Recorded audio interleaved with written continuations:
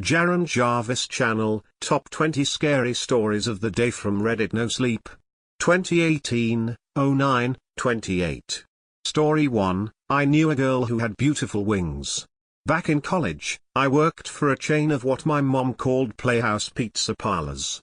I'm not sure if that's the technical term, but it's apt descriptor for neon wonderlands of pizza buffets, arcade games, towering tube slides, and crowded prize counters. Shortly after graduation, I promoted to manager and transferred to an older restaurant. I remember the first time I saw it like it was yesterday. An oversized boxy building with peeling paint and dirty windows stood sentry in a half-empty parking lot. I steered my car over the buckled asphalt and parked at the rear of the building. The day was oppressively humid. Exiting the car felt like stepping into a damp, hot tube. I could taste the air, warm and wet, flavored with car exhaust and smoke from the grass fire burning down south. Inside didn't feel much better. Not as hot, thanks to the swamp coolers, but every bit as damp. The drab dining area contrasted sharply against the bright whirl of the indoor playground beyond. Even though I'd never met my staff members before, I knew all of them. Lanky teenage boys. College girls with sporty ponytails and unusually white teeth. The retiree working for pocket change and friendship. The no-nonsense assistant manager who would be either my greatest ally or my worst enemy. But one girl piqued my curiosity. Her hair caught my eye first, pale curtains reflecting the multicolored lights of the game room. I got the impression that she would have been nervous if she hadn't looked so tired. She could have been 19 or 39, with a fine-featured face dominated by the greenest eyes I've ever seen. I felt something when I saw her. Not that electric energy people like to talk about, not even attraction in the purest sense of the word. But something strong. Something that, under certain circumstances, could be beautiful or rotten. Her name was Marjorie. Marjorie had a beautiful smile that didn't quite mask the distrust beneath. She worked the prize counter, trading stuffed animals and cheap plastic toys for reams of paper tickets. She played the piano every Sunday at church. The pizza parlor was her second job. Her first was at a local elementary school, where she helped with music and theater classes. She was an amateur seamstress who designed costumes for school shows and made Halloween costumes for kids who couldn't afford to buy one. "That's really sweet of you," I said. For just an instant, Marjorie's smile touched her eyes. She held my gaze for a giddy moment. Then she closed up. I could see it, every bit as clear as doors swinging shut. That warm, shining moment withered and died. She barely spoke to me for days. It drove me crazy even though it shouldn't have. After all, she was a stranger. Worse, she was my employee. She didn't want to open up. She didn't want to be my friend. But by the end of the month, I'd have given just about anything for one of her bright-eyed smiles. One night toward the end of September, she called me at home. I'll never forget her voice. Smaller and nervous, almost shaky. Like she was afraid I'd yell at her. "I'm sorry to bother you. Jeff and Tasha called in sick." Her words echoed over the phone line, watery and distant, nearly drowned by music and laughter in the background. "Caleb left early. And Melissa had to go home. I'm working alone. It's been really busy and I don't think I can." She trailed off miserably, small voice nearly lost in the hubbub. "I'll be there soon," I told her. T was the worst closing shift I ever had. 3 birthday parties and 50 other customers in the dining area, not counting the nightmare in the playground. A little girl froze in terror at the top of the biggest slide. It took her mother and I 45 minutes to coax her down the ladder. One of the coin changers jammed, and an unfortunate kindergartner started a merry-go-round of vomit in the ball pit. Dishes piled up, the pizza buffet ran out twice, and a couple of teenagers decided to tip over a pinball machine. The last customers finally trickled out over an hour after closing. I worked as hard and fast as I could, but Marjorie still did at least double the work. Even so, we were there for hours. After I'd swept and mopped the floors, restocked the prize counter, and powered down the machines, I realized Marjorie was gone. I scanned the floor, eerie and dim, crowded with the blank glass panels of unplugged machines, but caught no sight of her. I searched the dining area, the bathrooms, and the kitchen. Clean, gleaming, and empty. My stomach lurched. Had she cut out early? Crept home on the sly while I was closing up for her like a moron? Feeling dispirited and almost leaden, I leaned against a steel counter. And I heard voices. Faint, thin, and muffled, but unmistakable. I followed the sound to the walk-in freezer. It was definitely Marjorie. By this point, I'd recognize her voice anywhere. He won't believe it was overtime. Fear laced her words, sure and insidious as poison. He's going to be so angry. I don't know what to do. A low, crooning string of gibberish followed, like a song whispered by a madman.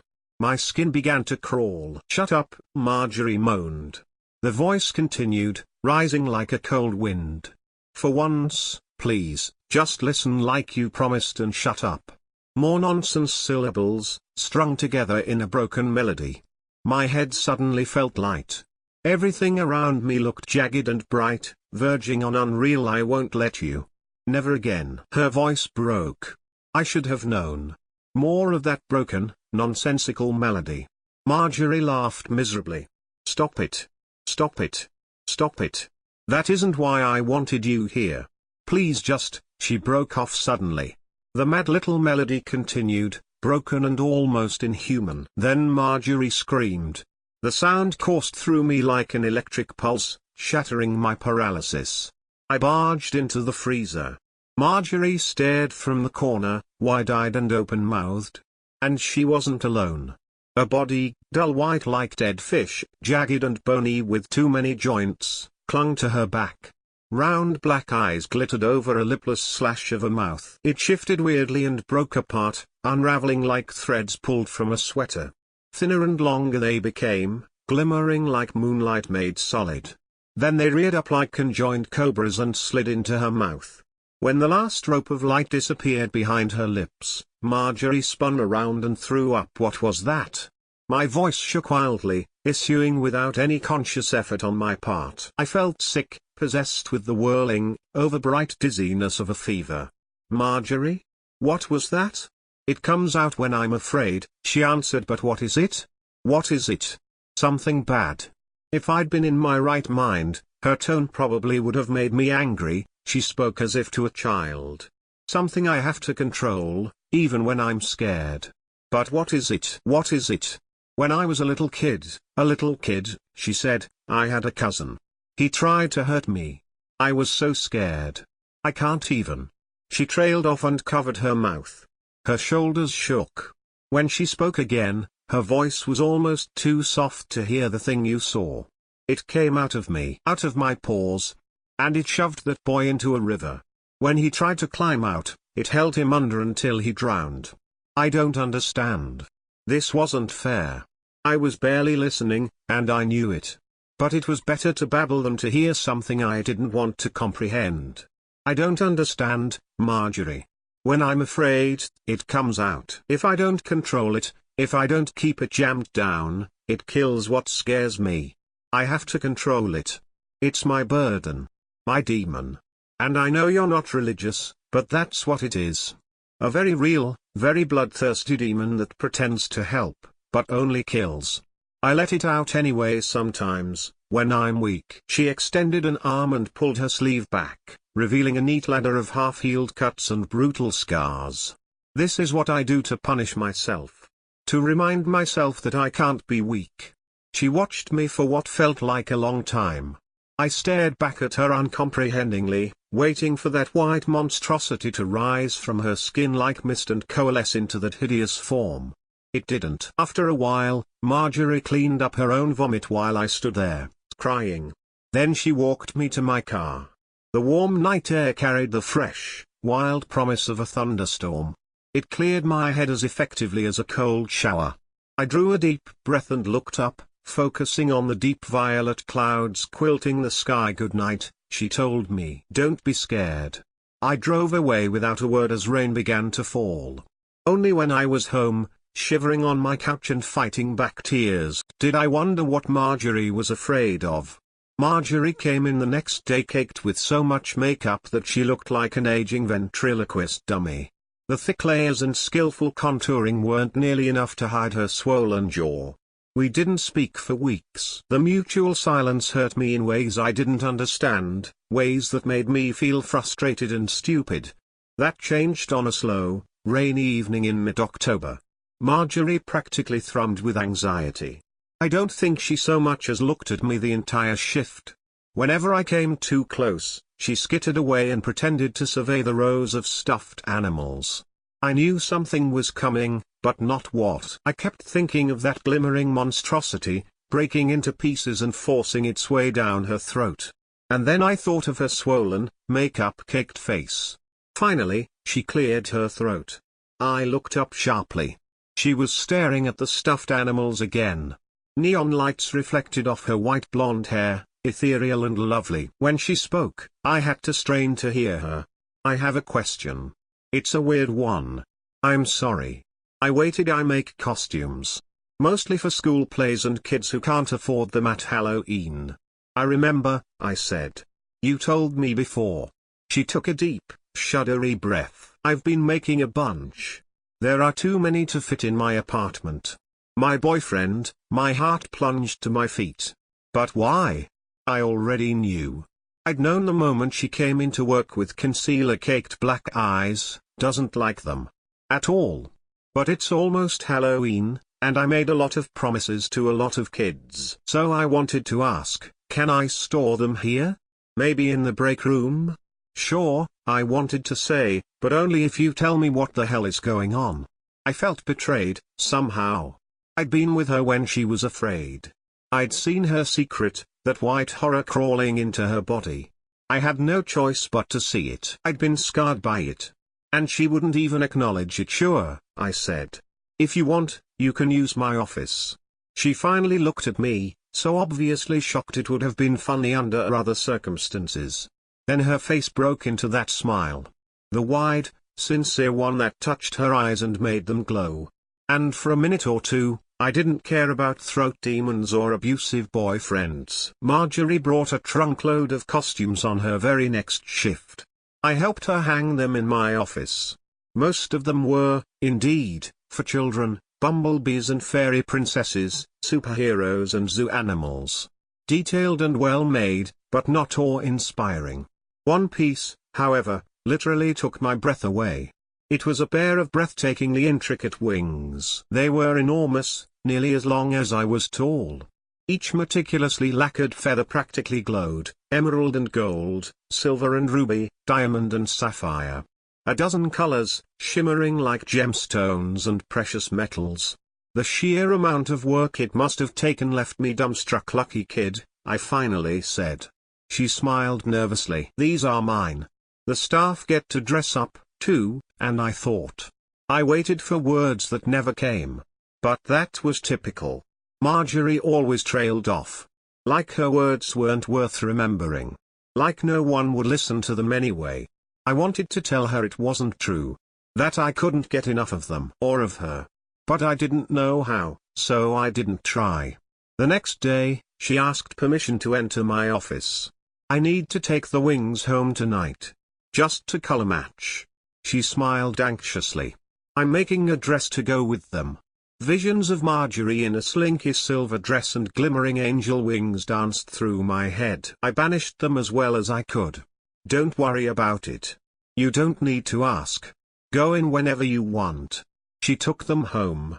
I expected her to come in for her shift the next day, radiant and maybe even excited enough to talk to me about her dress. But she didn't come into work for 3 days. The other workers exchanged glances and frightened whispers. Their eyes followed me wherever I went, anxious and glittering. Finally I'd had enough. I went to the assistant manager and asked bluntly, "Do you want me to call the police?" "We tried before," was her terse response. "But the boyfriend's a cop." It was like I'd been punched. I looked at her helplessly and saw my own fear reflected back at me. "Shouldn't we at least try? She got in trouble for it last time." I went to my office and pulled up Marjorie's information. I read and reread her address, committing it to memory. But I didn't go. I didn't sleep that night. Marjorie came into work the next day. She approached the building, cradling the wings in her arms. My heart leapt to my throat. I bolted out to meet her, grinning ear to ear. She didn't smile back. Confused, I looked down at the wings and gasped. Shredded in places, shattered in others, and mended with garbage, it looked like someone had hot-glued beer cans, chip bags, and foil wrappers to the remaining feathers. What happened? I whispered. Marjorie pushed past me without answering. I found her a little while later, standing at the prize counter. She stiffened as I approached, but didn't look at me. What happened? I repeated. I told you. My boyfriend doesn't like costumes. Marjorie absently tucked her hair behind her ears, revealing her neck in the process. There, stark as mud against her pale skin, were bruises clustered around a deep, half-healed cut. I didn't know what to do. The playground's mad swirl of lights played across her face, pink and blue, sun yellow and lime green. She looked very young just then, like an unusually tall and particularly exhausted child. Are you okay? I asked nervously. She finally looked at me. There was nothing childish or bright in her eyes now. Yes, she said. Then she swept her hair back over her shoulders, obscuring the bruises, and smiled. Helplessness exploded in my chest, heavy as lead. If you need help, I'm always here. Okay, she said. Thank you. I mean it. Thank you, she repeated. I left, not because I wanted to, but because I didn't want her to see me cry. That night I found Marjorie's wings in the dumpster, crushed under a pile of bulging trash bags. The children's costumes steadily trickled out of my office as Marjorie delivered them to their owners in time for Halloween. Now, Halloween used to be one of the busiest nights. A combination of planned parties, teenagers, sugar-high trick-or-treaters, and the usual dinner crowd, not to mention the holiday spirit, created a madhouse. Everyone on staff was scheduled. Everyone came in except Marjorie. I was terrified for her, but I made excuses. I couldn't leave in the middle of the rush. I was the manager, for God's sake. Besides, Marjorie didn't want my help. She didn't want anyone's help. She never asked for it. Unbidden, an image of that horrifying monster bloomed in my mind's eye. She had all the help she needed, if she needed any help at all. But that feeling wouldn't go away. I wasn't the only one who felt it, either. I caught my staff exchanging frightened looks throughout the night. The uneasiness persisted through the entire shift and beyond. I was literally sick with it. Nausea plagued me on my drive home, and I was ready to throw up by the time I opened my front door. As if on cue, the phone rang. Somehow, I knew who it was before I even picked up. Hello? Help me, Marjorie whispered, in a tiny, terrible voice I could barely hear. Please. I tried the cops, they won't. They said I was a nuisance caller because oh no, oh my God, she sobbed.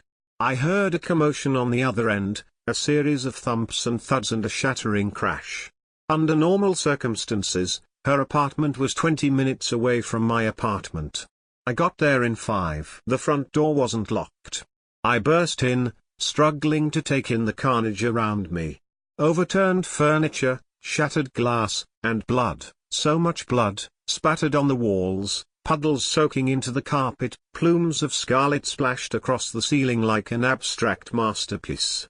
And there, crumpled in the corner, I tried to run to her, but I couldn't move forward. I only moved down. Sinking. I was sinking, my knees had given out. A man kneeled by her smashed and broken body, watching her with horrifically wide eyes. He would have been handsome and clean-cut, were it not for the blood and viscera clinging to his skin. He didn't even notice me. Or if he did, he didn't care. I stared at Marjorie uncomprehendingly, trying to make sense of it even as part of me tried to forget it. Her eyes alone were intact, grassy green, bright as ever over the ruined cavern of her face. Then she lurched. I sobbed, equal parts horrified and overjoyed. Her torso jerked upward. A series of deep, harsh pops reached my ears. She jerked again and twisted forward. Her stomach strained upward, like a sped-up pregnancy. She lurched again, dragging herself belly first. Then she split open. And I saw feathers.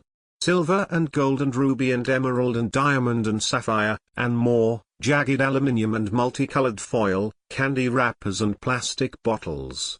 Garbage. The garbage her boyfriend used to ruin her costume wings, transformed into beautiful feathers. The monster tore out of her, clawing the blood-soaked carpet to shreds. Marjorie's corpse clung to its feet, a battered and hideous cocoon. With a near-splitting and strangely musical shriek, it kicked her off and stood. It was beautiful and horrendous, insectile and mammalian, angelic and demonic. Enormous eyes, one clear grassy green, the other black, glittering with cloudy formations like stars, fell upon the wide-eyed man. Then its mouth opened, a quivering black hole, an endless void, and screamed. I heard it for only a second before it cut out, leaving thick silence in its wake. But that made no sense. Its mouth was open, its throat was bulging, and it was screaming. I struggled to understand what was happening, barely aware that something hot and wet was flooding my ear canal. Only when blood streamed from my ears and down my face did I understand. The monstrosity launched itself at Marjorie's weeping boyfriend and tore him to pieces. Part of his scalp, wet, floppy, covered in fine yellow hair, fell across my hand. It felt like a wet rubber glove. When it finished with him, the creature turned to me. I stared back at it, mesmerized by its bright green eye. It flew at me, face twisted in a rictus of wild fury. Its wings were beautiful, wide and ethereal, rich gemstone hues glowing alongside cruel shards of metal. The monster drew level with my face, alight with rage, mouth open in its endless scream. Even its eyes were angry. Worse than angry, that beautiful green eye was full of hate. Then it drew away, folding in on itself in ways that made me sick, and shot out the open door. I don't remember anything else. Not the police, not the ambulance, not the hospital. Marjorie's boyfriend was convicted for her murder. I came close. The prevailing theory was that he and I had planned it together, but ultimately escaped charges. I left town the moment I could. Most of the time, I tell myself I'm crazy. That I made it up. But I know better. I don't know if I could have saved her. The police, after all, wrote her off as a nuisance caller, but I could have done better. If I had, she wouldn't have hated me at the end. I know she did. I know because of the way that monster, her protector, her demon, her remainder, stared at me. That beautiful green eye burned with rage. She wanted to kill me. I wish she had.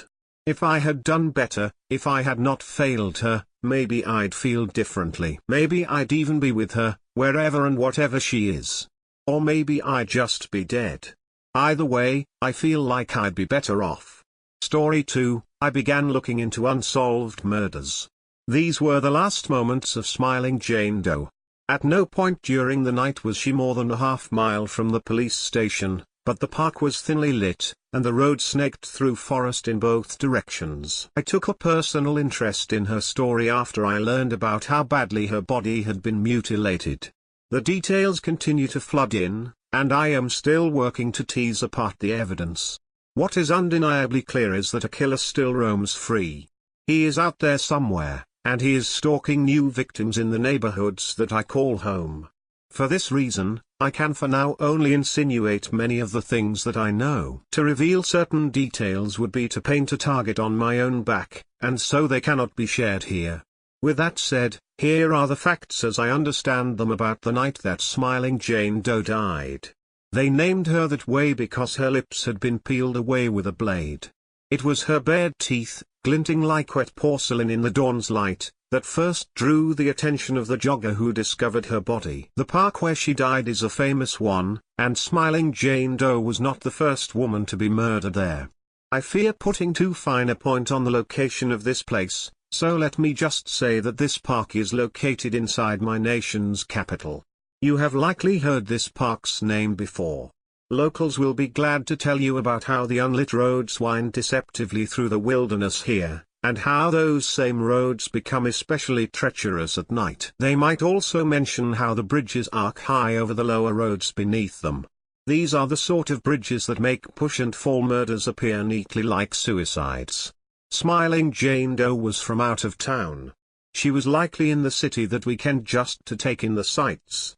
No abandoned car was ever found that could be tied to her. If at some point she had been carrying a purse or a wallet with ID inside, then it seems that the killer took that clue to her identity with him. We can't yet guess how or why she had traveled to the district, or where it was that Jane called home before she died. It's possible that she was hitchhiking and found herself here entirely by chance.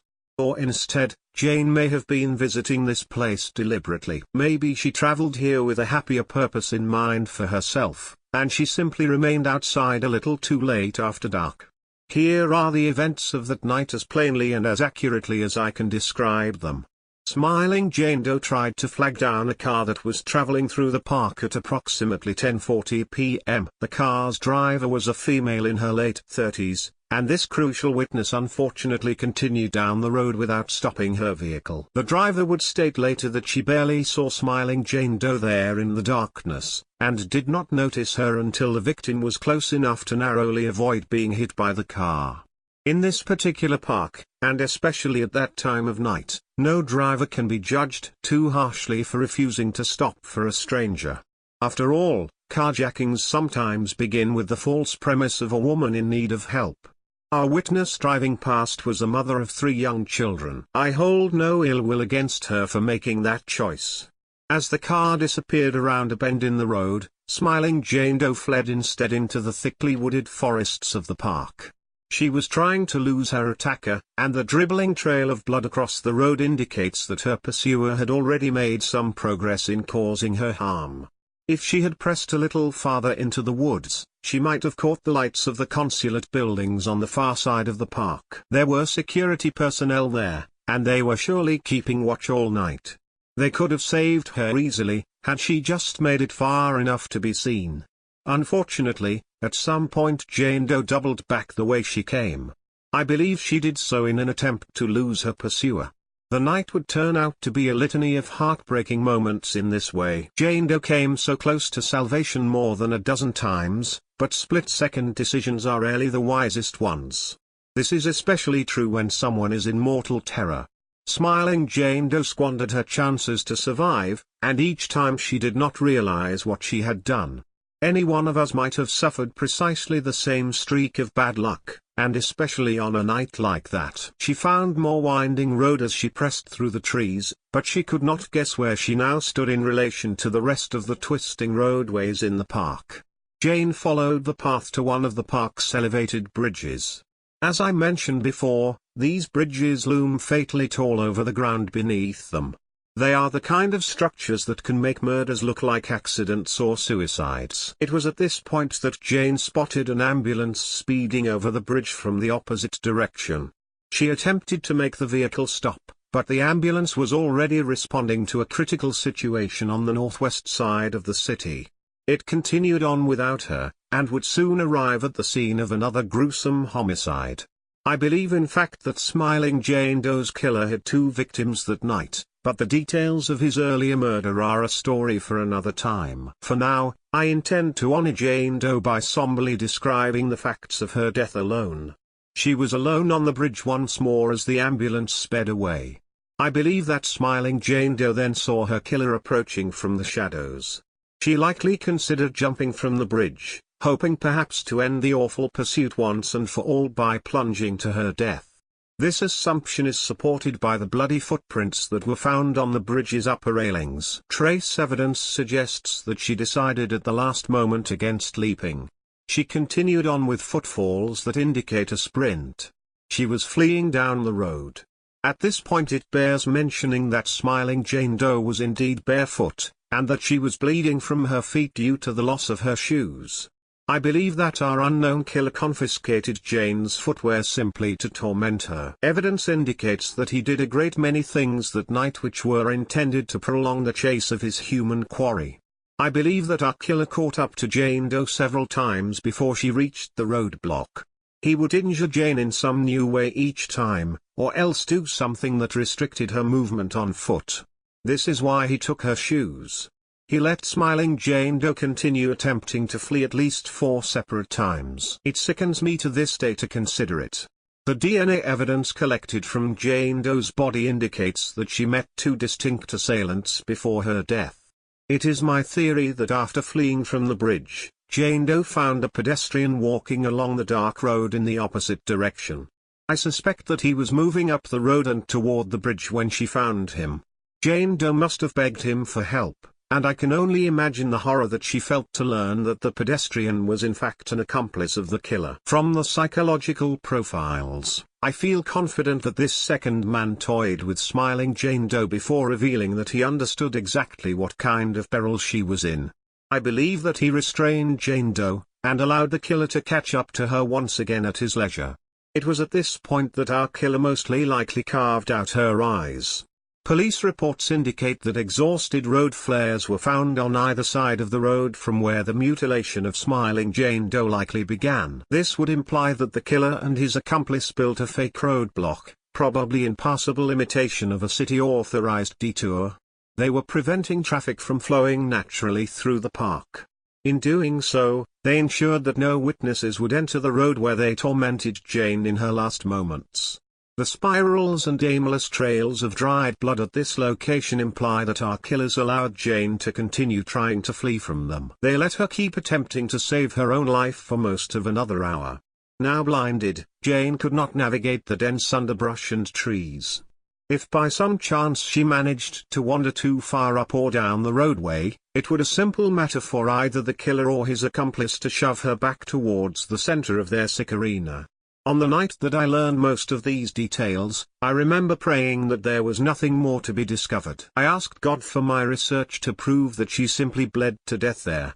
It would mean at least that Jane experienced no more fear, and that she felt nothing when they cut away the skin from her face. The coroner's report would grant me no such mercy, however. Smiling Jane Doe was given drugs to keep her awake. Her mind likely understood and bore witness to those last moments of her life even more vividly than the killer himself can claim to remember them. No family ever came forward to claim smiling Jane Doe.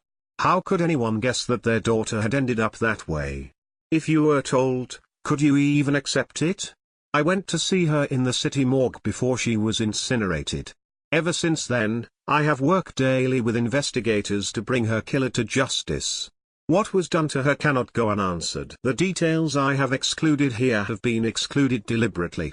This has been done to protect the dignity of the dead.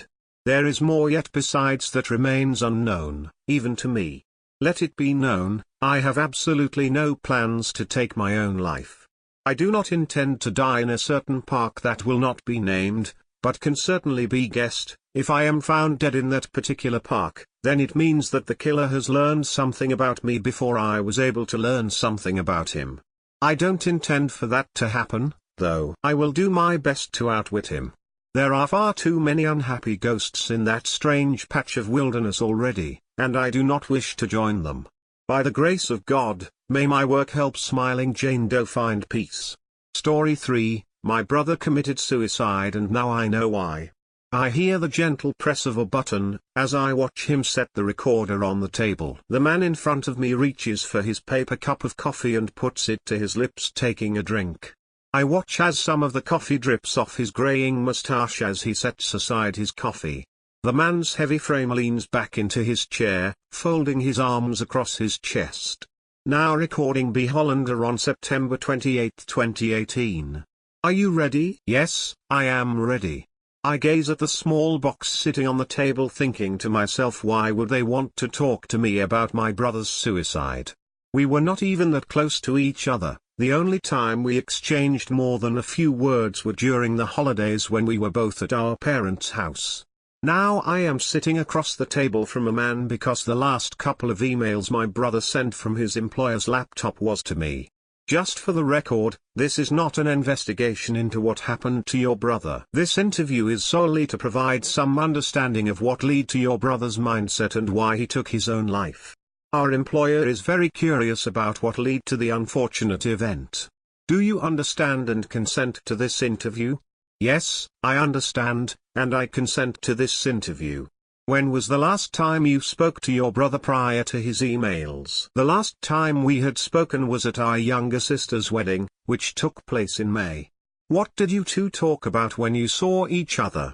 Did anything seem different about him? We talked about the usual stuff for us, usually kept the topics light. Mostly about our sister's soon-to-be husband, football, and maybe a couple of things from our childhood. He seemed fine when I saw him, looked a little bit tired, but he just said he was putting in a lot of hours. Did he mention anything specific about his work? Let me rephrase that, did he tell you about any projects that would require any extra attention? No, he did not mention any specific projects that would require any special attention. He just said that what he was working on was going to help him move further up in the company. I see. Do you know what your brother used to do for a living? He works as a programmer, mostly coding apps as a subcontractor. He has worked for a few places in San Jose and San Francisco.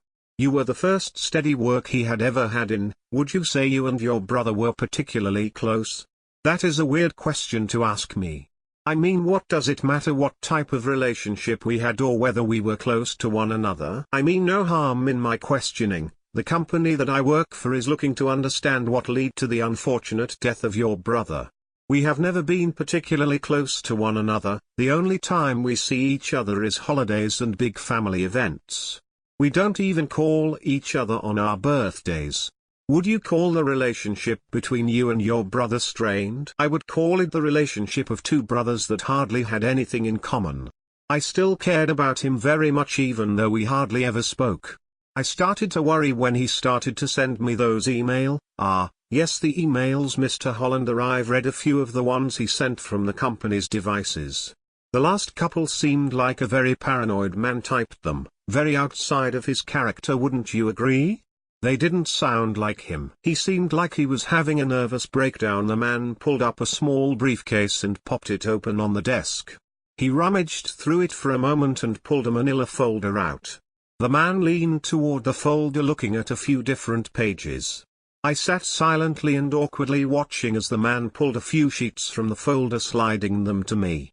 Do you mind reading your brother's emails to me? I grabbed the sheets of paper from the table and rifled through them. Each page was an email he had sent from his company's email address in time-stamped order. As I looked at each one, it showed my brother slowly descending into madness. I looked back at the man across the table as he was sipping his coffee again. He leaned back in his chair like he was analyzing me and my reaction to seeing the emails of my dead brother lying in my hands. Are you sure that you need me to do this? I don't see how this will give you an insight into why my brother decided to take his own life. I know, it sounds like a lot, but you reading those emails might help us figure out what happened back at the office. So if you wouldn't mind starting from the first email, please. I want to tell you how much I love you despite our differences and how little we have spoken over the years. My biggest regret in my life is that we were not close and may never get the opportunity to become closer. Love you, baby brother. What about the email from September 1st, 2018? I can't get the images out of my head or the screaming out of my head. The screams are never ending it. I hear the sound of thousands of people screaming in pain inside my head at all times. Every time I close my eyes I see every regret, every mistake, and every embarrassment over and over. The screams sometimes sound like every person I know telling me what a failure I am. All I feel is anger and self-loathing. And the email of September 3rd, 2018? My greatest sin is that I am a creator. A creator of chaos, bloodshed, and darkness that will scorch this earth. I apologize to the world and wish to atone for my sin. The last email he sent from our devices that is dated September 5th, 2018. Would you mind reading that one for me? I am going to make the screams and images go away. I know what I have to do. As I finish the email, I set the pages back down on the table and look over to the man. He unfolds his arms and stands up, grabbing his coffee. He looks at me and takes a long drink from the cup. That was the last email he sent to you from our company's devices. He sent you another one though, correct? How did you? I am paid to know these things. What did the email say, if I may ask? It didn't say anything, not one word. All that was in the email was an attachment. I tried to open it but couldn't figure it out. The man looked me over up and down as if he was trying to size me up. He no longer seemed to be interviewing me, but now seemed like he was trying to interrogate me. He took a sip of coffee out and walked back over to his seat. He looked inside his briefcase and pulled out a pistol and sat it down on the table. I became nervous as he pulled another item out, a small laptop that he slid over to me. "Would you like to see what your brother sent you?" It was a very secret project that he was working on for us. "Why would you show it to me if it's a secret project?" "You answered all of my questions, Mr. Hollander. All I am trying to do is provide some closure for you." The man stood back and walked over to me while grabbing the laptop. He turned on the laptop and sat it in front of me. He walked behind me and leaned over me, typing in his password. He double-clicked on a file sitting on the desktop and walked back to the other side of the room. "Your older brother was quite the programmer, Mr. Hollander. Such a damn shame what happened. He will be missed back at the office. So I will give you a few minutes." The man opened the door and walked out as I looked on the laptop's screen. I heard a slight hum coming from the computer and images started to pop up, interchanging within milliseconds. The humming noise became louder and louder as images kept moving too fast for me to observe. After a second the screen went black and I could feel something scratching inside my head. Then I started to hear screams so loud that it made me close my eyes. Images flooded my head, every terrible thing I had seen, witnessed or done flooded kept coming as if I was reliving them. I opened my eyes and then realized that the man had left his gun. Story 4, I'm in love with the Tooth Fairy. God, I love her. The way her silvery blonde hair dances around her striking shoulders. The dress she always wears. Even the way she talks always makes me feel warm inside. I first met her when I was 5 years old. I remember the day I first shuffled up to my mom in tears, telling her one of my teeth was loose. She assured me that this was normal for every kid my age and that it's actually a reason to be quite excited. Don't you know what this means? You're gonna meet the Tooth Fairy soon. A huge smile appeared on my face. I was instantly filled with so much delight that I stumbled to the bathroom and began fidgeting on the loose tooth. I simply couldn't wait to meet her. Not more than 2 days later I lost my first tooth. The fact that it hurt and bled a little was quickly overlooked by my realization that this was the day I'd meet her. My mom tucked me in that night and told me to put the tooth under my pillow. I closed my eyes in excitement and my mom smiled over her little boy being this happy. Just before I fell asleep it struck me, if I wasn't awake, how would I be able to meet the Tooth Fairy? My eyes flew open and I must have looked like an owl. I waited and waited. After some time, there she was. I don't know how she entered, it was as if she just appeared out of thin air. She looked much younger than my mother, but just as beautiful. "Good evening, Arthur. What are you doing still awake? Have you been waiting for me?" I couldn't even talk at first. I was completely dumbfounded by her sudden appearance.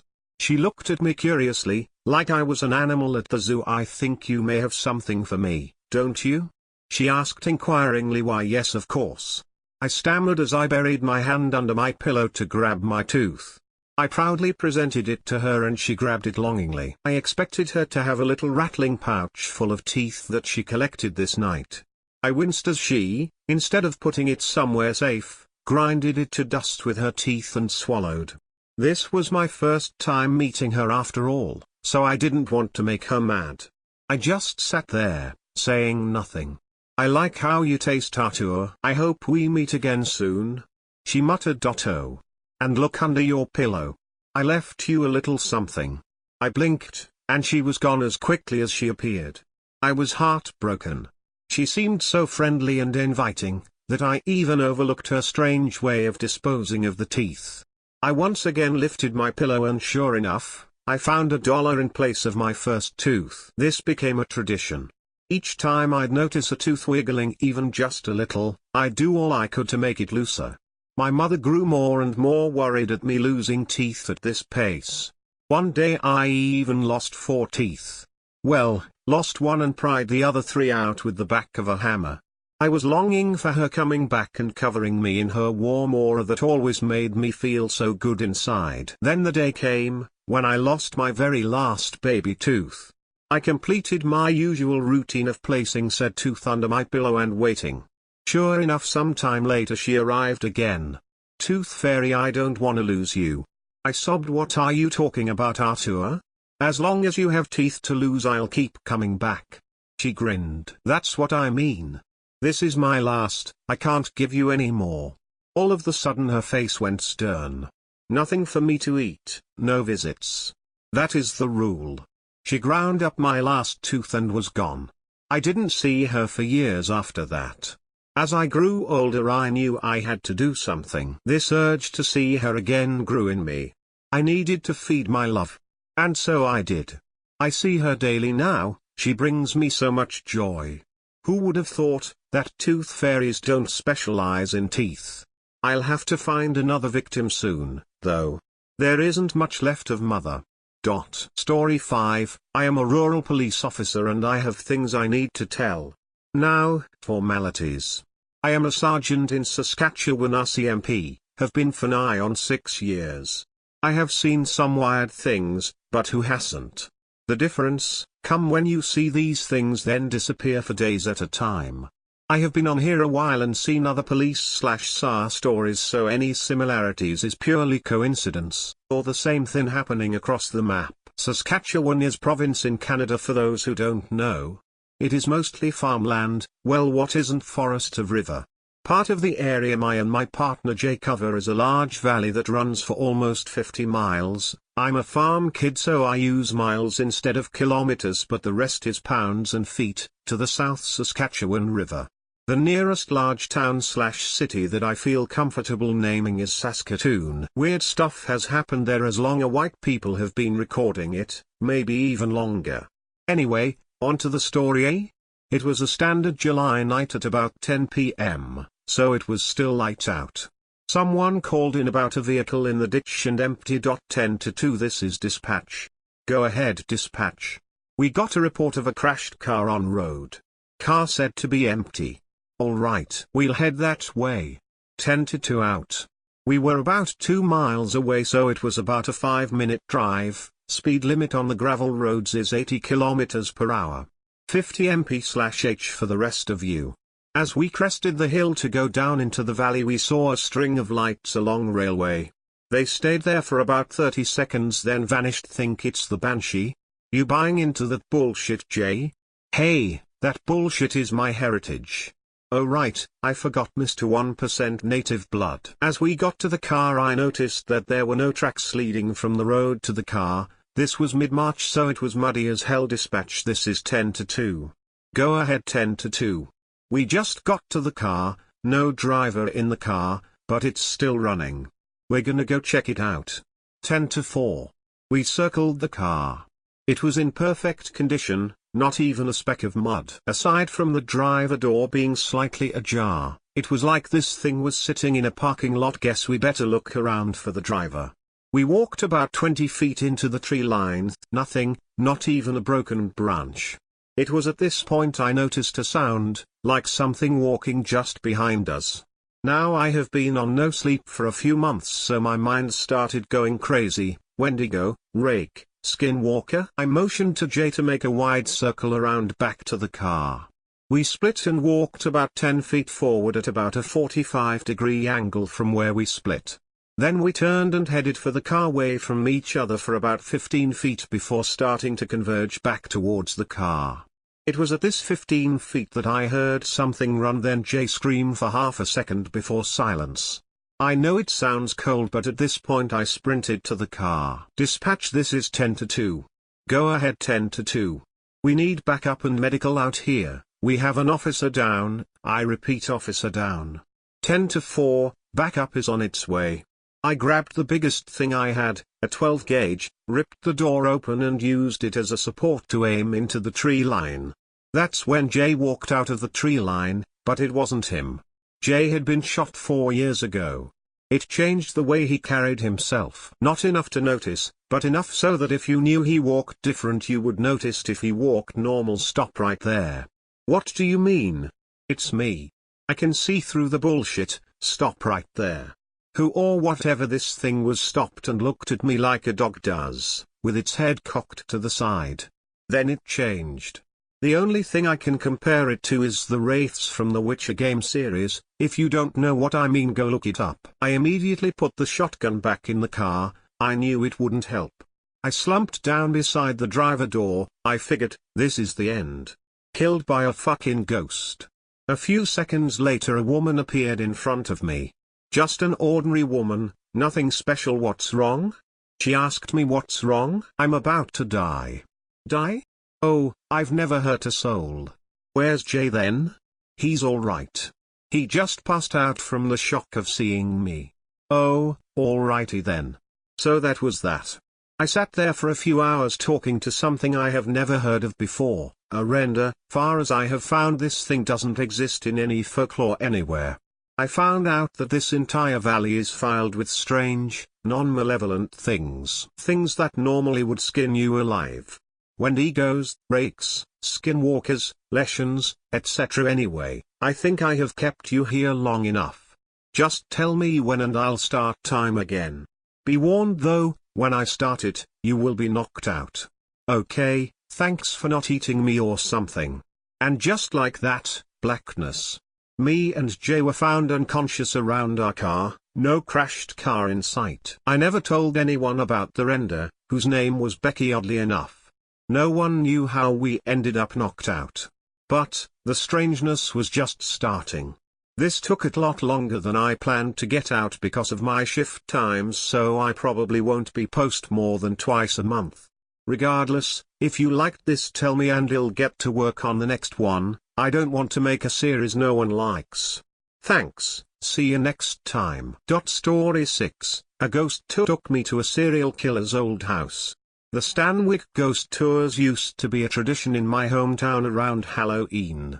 It was always cheap and heavy on the schlock. Hammy tour guides, cheesy music, cheap decorations. Picture Monster Mash as a 2-hour ghost tour, and you get the idea. But given the town's limited history and questionable urban legends, I couldn't really blame Mr. and Mrs. Wesley for going all out with their prized attraction. Every year, the Wesleys would set up on those October weekends. Just $5 a person. Everyone under 13 got in free. It was a walking tour, so those cool autumn nights were the best part about it. The Stanwyck ghost tours were innocent, family fun. No gore. No cheap scares. And even free candy corn awaited those who dared to brave the entire journey.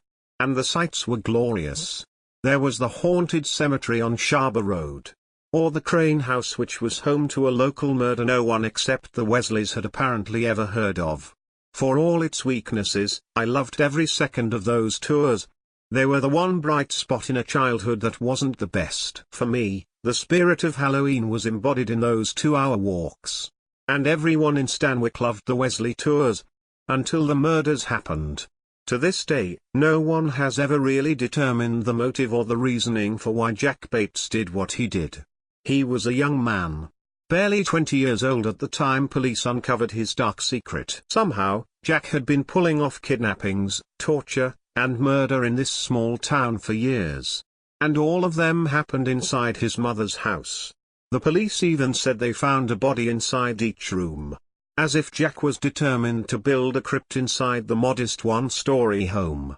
Evidently, his mother had been dead for quite some time. However, no one knew if he did her in or not. Her body was found in a chest freezer.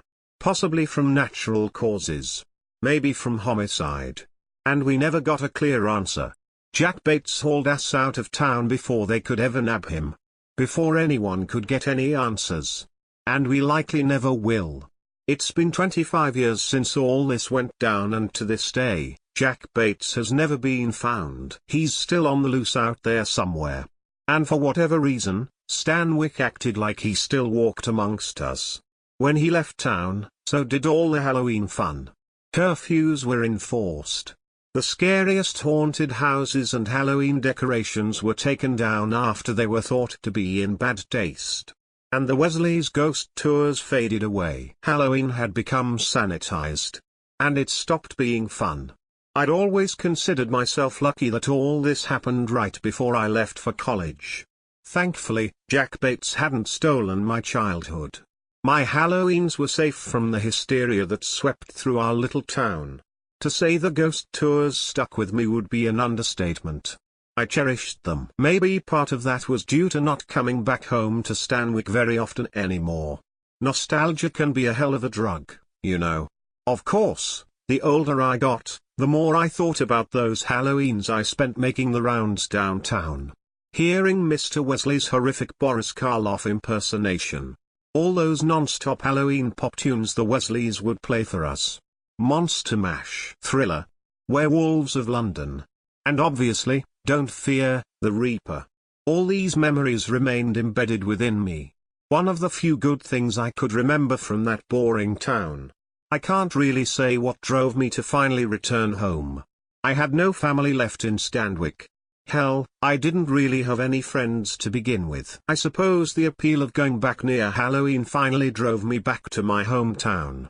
And you can only imagine my surprise when I came back the first week of October and stumbled upon an ad for a brand new ghost tour. One unlike any Stanwick had ever seen.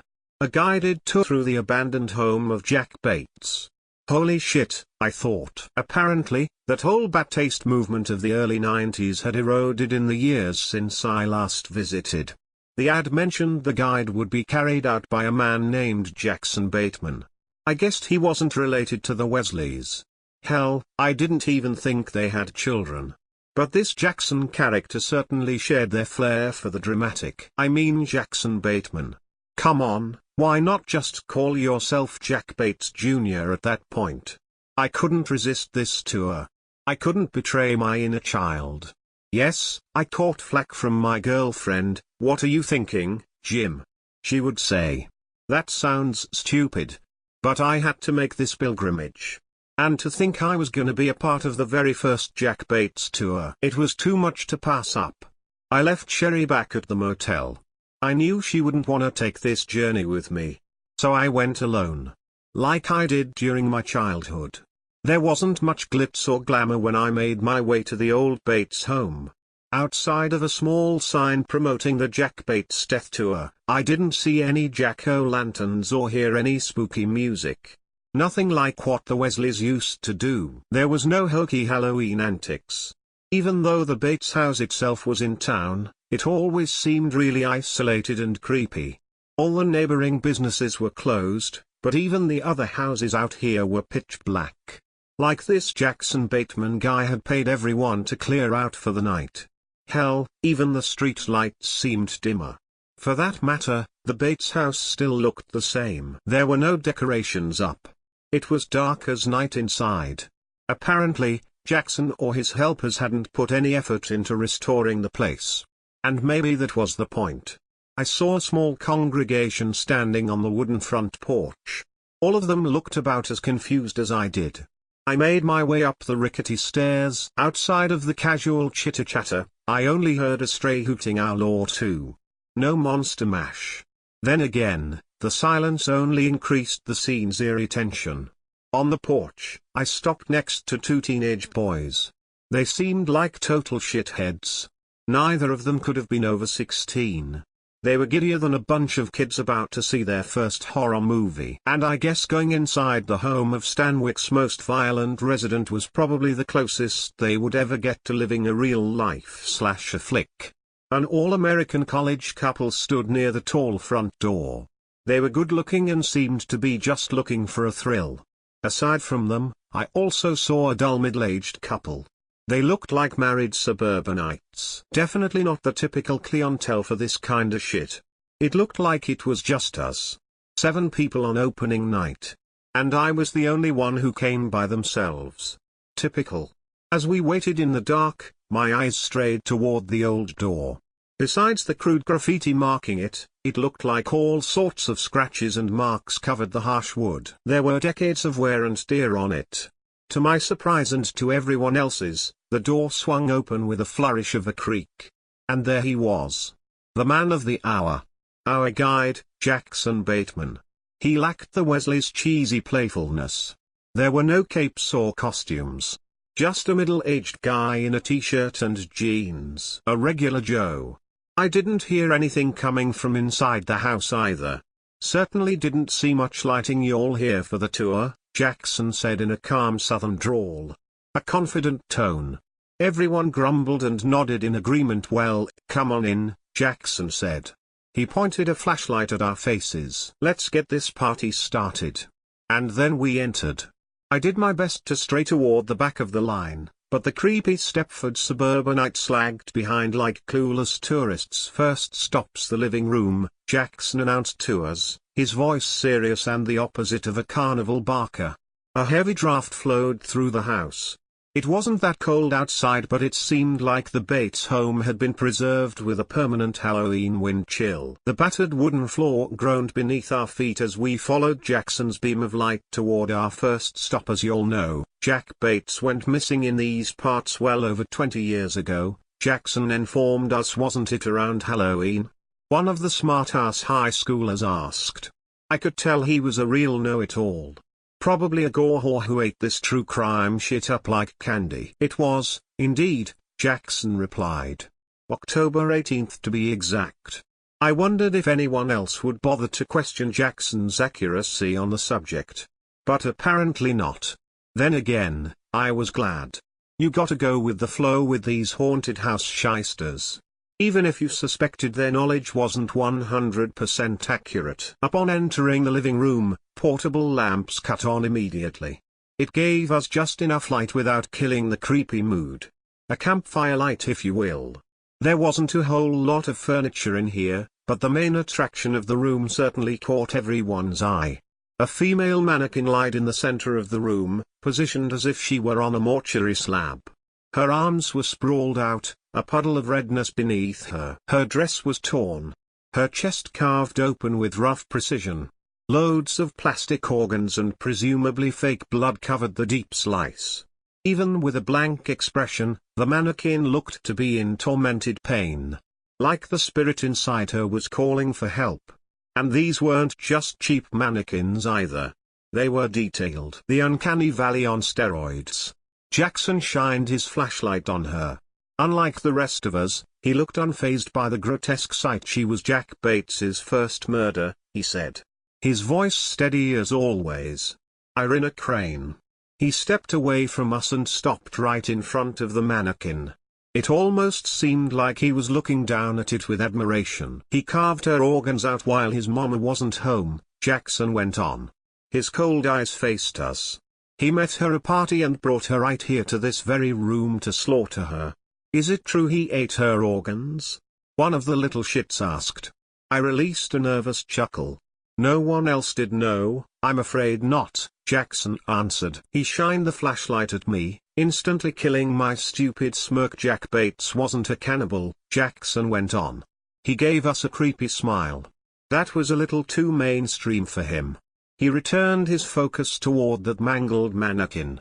"But he did cherish this first kill." "How so?"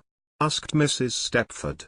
She looked about as out of place here as a church lady. Jackson faced us once more. Like he was delivering a play-by-play, he pointed his flashlight at his lower right shoulder. He got Irina's name tattooed right here on his arm. Mrs. Stepford wife made a face of disgust. "He was always gonna remember her that way," Jackson said. From there, Jackson led us off into the kitchen. Everyone else, including myself, seemed a little hesitant to follow. Something about Jackson just seemed a little off to me. Whether it was his creepy intensity or odd sense of humor. Nothing about him made it seem like he was ideal for this tour guide thing. Hell, I'm not even sure if the guy had permission to even be inside this house. Aside from the lamps and lack of bodies, everything else looked like it was the day the police burst through. The rotten wood, the peeling paint. Even that moldy smell you got whenever you go through your grandparents' storage room. And the kitchen was more of the same. The lamps all cut on as soon as Jackson entered. I saw a rusty sink that looked to be dripping nothing but putrid brown water. And once more, a mannequin caught our eyes. Jackson shined his light toward it as if he were illuminating a shrine. There on a long wooden table was a male mannequin. He was dressed in jeans and a faded tank top. his body absolutely drenched in blood. So much blood it flowed off the table in a steady rhythm. And knives were all over him, sunk through his foamy arms and legs. Another knife was struck straight in the middle of his open mouth. He was positioned like a gory human clock. Holy shit was the common reaction amongst us. Even I was surprised.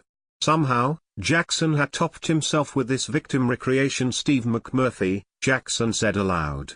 He confronted our uneasy faces. Jack's second victim. Like a veteran detective, Jackson walked up to the table and pointed his flashlight upon the mannequin.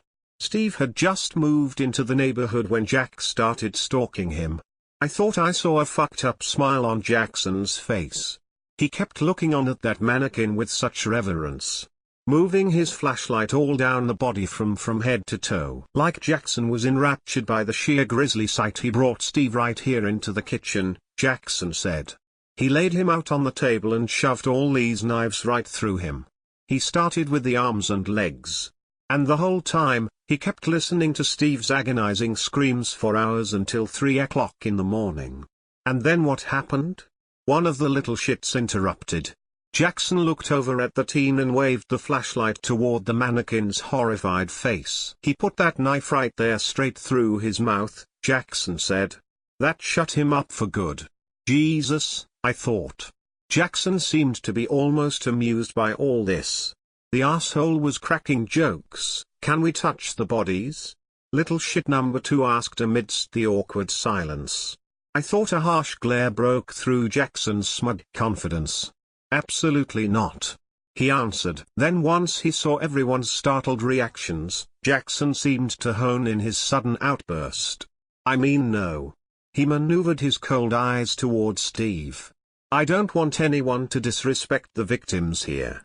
And from there, the whole tour only got stranger. Jackson then led us into the bathroom. It was a claustrophobic space complete with a broken mirror and busted up tile. A mannequin floated inside a bathtub that was filled to the brim with red water. A naked male mannequin this time. This one with a knife plunged straight into his chest. But that wasn't all. The mannequin's severed arms and legs were lined up in the corner of the bathroom, perfectly placed like they were decorations. Of course, Jackson knew all about this victim as well. David Sebastian. A young man Jack had duped into coming inside his fortress of fear. The guy never had a chance. Jack hacked him up and placed his body parts throughout the room for display. Jack's mother had passed by then, so Jack had the whole house to himself. And according to Jackson at least, this is what made Jack Bates all the more audacious with this kill. I've got to say, the more Jackson interacted with us, the more uncomfortable I got. The things he was saying, all the information he knew. I mean, how the hell could he know all this? I could tell the others were wondering the same. God knows, the Stepford couple were probably losing their shit in here. As Jackson went into more vivid detail on how Jack started slicing off David's legs before working his way up to the arms, I gathered up the courage to speak to Jackson. Hey, man, I began in my typically awkward fashion. How do you know all this stuff? Flashing a smile, Jackson pointed the flashlight at me. Like he was taunting me. I do my research, he answered in a cool quip, but none of that was in the papers. I heard Mr. Stepford reply. Jackson shifted his unblinking eyes onto the Stepford couple. Oh, just trust me, Jackson said. Consider me an expert. None of us said anything else. We were too scared. And from there, Jackson kept up his wicked smile as he led us into Jack Bates's mother's room. More of the same awaited us in there.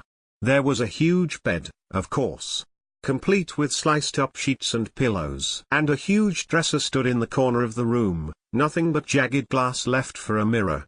But this time, the mannequin was pinned to the wall. The limp body held there by more of those long knives. It was a remarkable recreation. The male mannequin looked so real. The blades that were stuck into his arms and legs looked so agonizing. And the red liquid that kept dripping off him had drops that were so loud and eerie. The dripping practically echoed through the chamber of a room. And Jackson knew all about the victim Tommy Hires. Jack Bates's final kill. Waving his flashlight at us, Jackson made us all get closer to the body. We were hesitant at first. We didn't want to get too close to Jackson. But we followed his orders and got a closer look at the victim. Jackson talked about how the police came in this room and found Tommy's body positioned here just like this. Jackson's flashlight even motioned toward the exact places where the knives were. Don't ask me how he knew. All the while, I kept noticing how scared one of the little shit teenagers had gotten. The kid's eyes kept staring at Jackson's arm rather than the mannequin's. I couldn't help but wonder what exactly was scaring him. As I got lost in these thoughts, a sudden scream erupted and scared the shit out of me and everyone else in the group. A horrifying scream came from no other than Tommy Hayes' mouth. His rubber mannequin mouth. Somehow, the body had lurched forward and reached for us, the screams begging for help and mercy. Tommy's eyes were aglow with a vivid bloodshot desperation. Everything about him was pleading for his life. But he was fake. Jackson's chuckles overpowered the mechanical mannequin's sudden commotion. Relax, Jackson reassured us. The mannequin went still on the wall. We all relaxed from the jump scare. Even I got to resort to cheap tricks sometimes, Jackson added. As he reached over and flicked off a switch on Tommy's back, we all saw the sight that had made the little shit so overcome in fright. I felt a chill rush up my spine. Jackson's shirt sleeve had lifted up, revealing a flamboyant tattoo. Roses and a skull highlighted a name that was written in cursive, Irina Crane. Jack Bates's first victim. Holy shit. The college couple whispered to one another. Before any of us in the group could react, Jackson confronted us with that smile on his face. As if he knew we were onto him, but he didn't care now. One more room and we'll be done for the night, Jackson said, his voice abuzz with excitement. But I thought that was the last one, the Stepford wife responded, her voice shaky and uneasy. Oh no, it was the last one, Jackson responded. But tonight, I have a special treat for all of you. We're all going to Jack Bates's room. For whatever reason, we let Jackson herd us out into the hallway. We all seemed to be in a confused panic. We didn't trust Jackson, but we didn't want to piss him off either. We just let him sweep us away right toward the final stop on this creepy tour. I did my best to ignore the terrified chatter around me. I tried to talk myself into staying calm. Surely, if Jackson was a killer, he couldn't get all of us.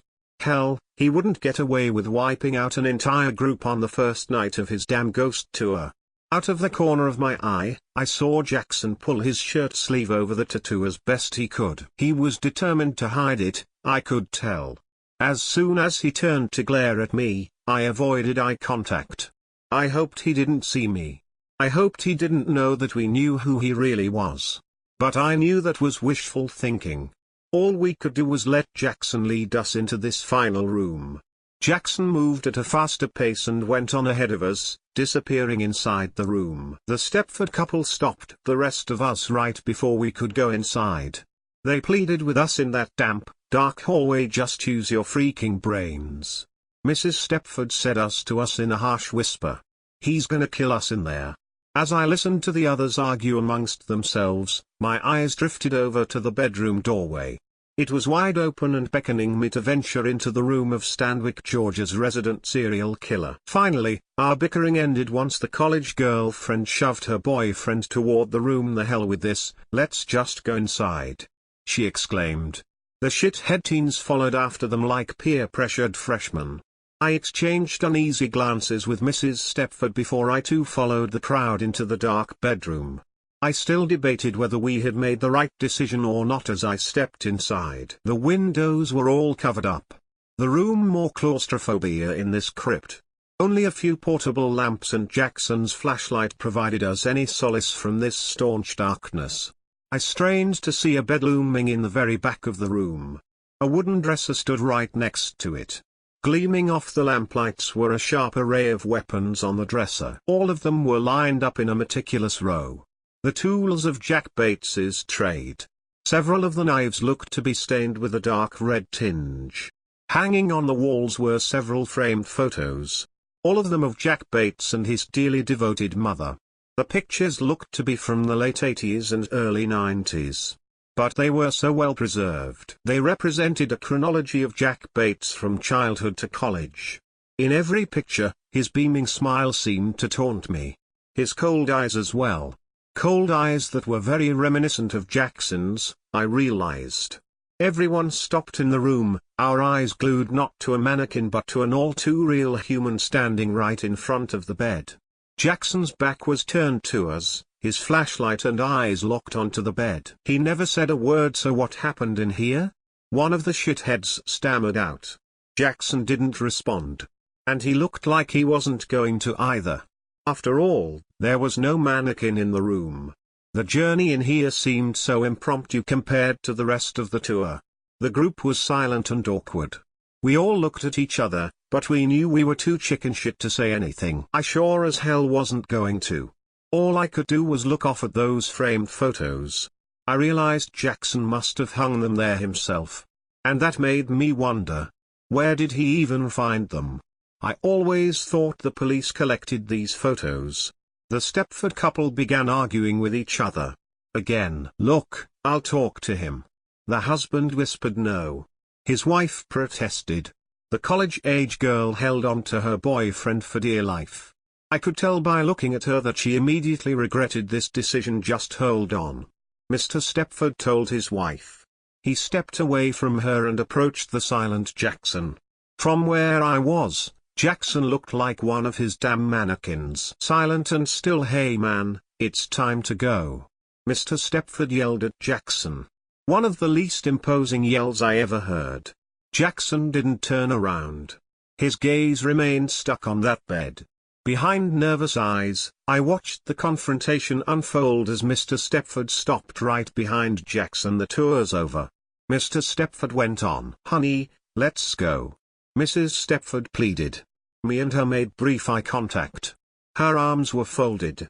She didn't want to be left standing by herself. Mr. Stepford ignored his wife as he reached a trembling hand toward Jackson. Hey, what the hell's your problem? He yelled. Honey. Mrs. Stepford yelped. Right as Mr. Stepford snagged Jackson's shoulder, Jackson whirled around with the quickness of an alarmed wolf. I saw the color drain in Mr. Stepford's face. Jackson dropped his flashlight and just stood there with that fucking grin. And those cold eyes. Even his sleeve was pushed upward, revealing Irina Crane's tribute tattoo for all to see. And in Jackson's hand was one of Jack Bates's trademark knives. Long, sharp, deadly. I heard Mrs. Stepford scream. And the whole fucking group panicked. Mr. Stepford staggered back, but he didn't have a chance. Like a child trapped in a closet with a hungry monster, Jackson jabbed the knife right into Mr. Stepford's stomach. Mr. Stepford lurched forward, screaming in pain. Blood dripped all along the floor in loud drops. The same sound I had heard from Tommy's corpse. I stood there, stunned by the sight. Jackson was unrelenting. He jammed that blade over and over into Mr. Stepford's chest. The stabs more frenetic than a boxer's punches. All around me, I heard the commotion of the crowd trying to leave. But something kept blocking them. Baby. I heard Mrs. Stepford yell aloud.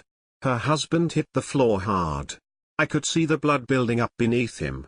All those holes in his chest were deep and vicious.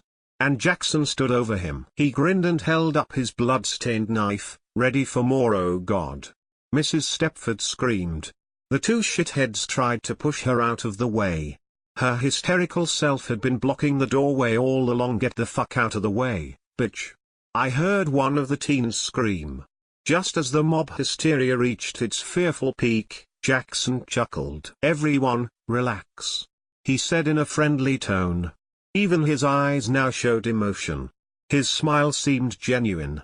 Confused, I watched him push the retractable blade inward. The knife was a fake. You've just survived the Jack Bates death tour. Jackson said with pride. What the fuck? One of the teens said. Everyone started to chill. Even though we were all a little confused. Wait, is this a prank? The college girlfriend said. Mr. Stepford lunged off the floor and gave a battle cry. Everyone jumped back, startled. Even me. The Stepford couple laughed like hyenas. Gotcha. Mr. Stepford yelled. What the fuck? The college girlfriend complained. Holy shit, man. I heard a teen exclaim. Mrs. Stepford smiled at all of us. Were you all scared? No shit. The teen replied. I took it all in, impressed by the gimmick. I'd always heard about these tours and their fakes. But I never suspected it here. Nice one, Jackson, I thought. All right, everyone. Jackson said. He helped Mr. Stepford up. The blood looked too red to be real, I realized. Probably ketchup. Just follow our plants back out front. Jackson continued. Be sure to tell all your friends about us and feel free to leave a review. I watched the excited crowd follow the Stepfords out the door. I heard their footsteps get further and further away. I decided to stay behind and stay alone with the man the others had all been convinced was the real Jack Bates. Did you like it? Jackson asked me. I turned and saw him wipe off the eye in a crane tattoo. Yeah, I said. That was pretty impressive. I walked up to one of the hanging portraits. Jack Bates at 18 years old. It was a portrait of the serial killer as a young man. I appreciate it, Jackson responded. He tossed the fake knife onto the bed and walked up to me. We put a lot of work into it. I can tell, I said. He stopped next to me and followed my eyes to that portrait. I saw some unease sink into him. It fucking hit him hard. You knew so much about the victims, I went on. I shifted my own cold eyes toward Jackson. But you forgot one thing. Jackson met my gaze. I could see the fear in him. His calculating killer act never fooled me.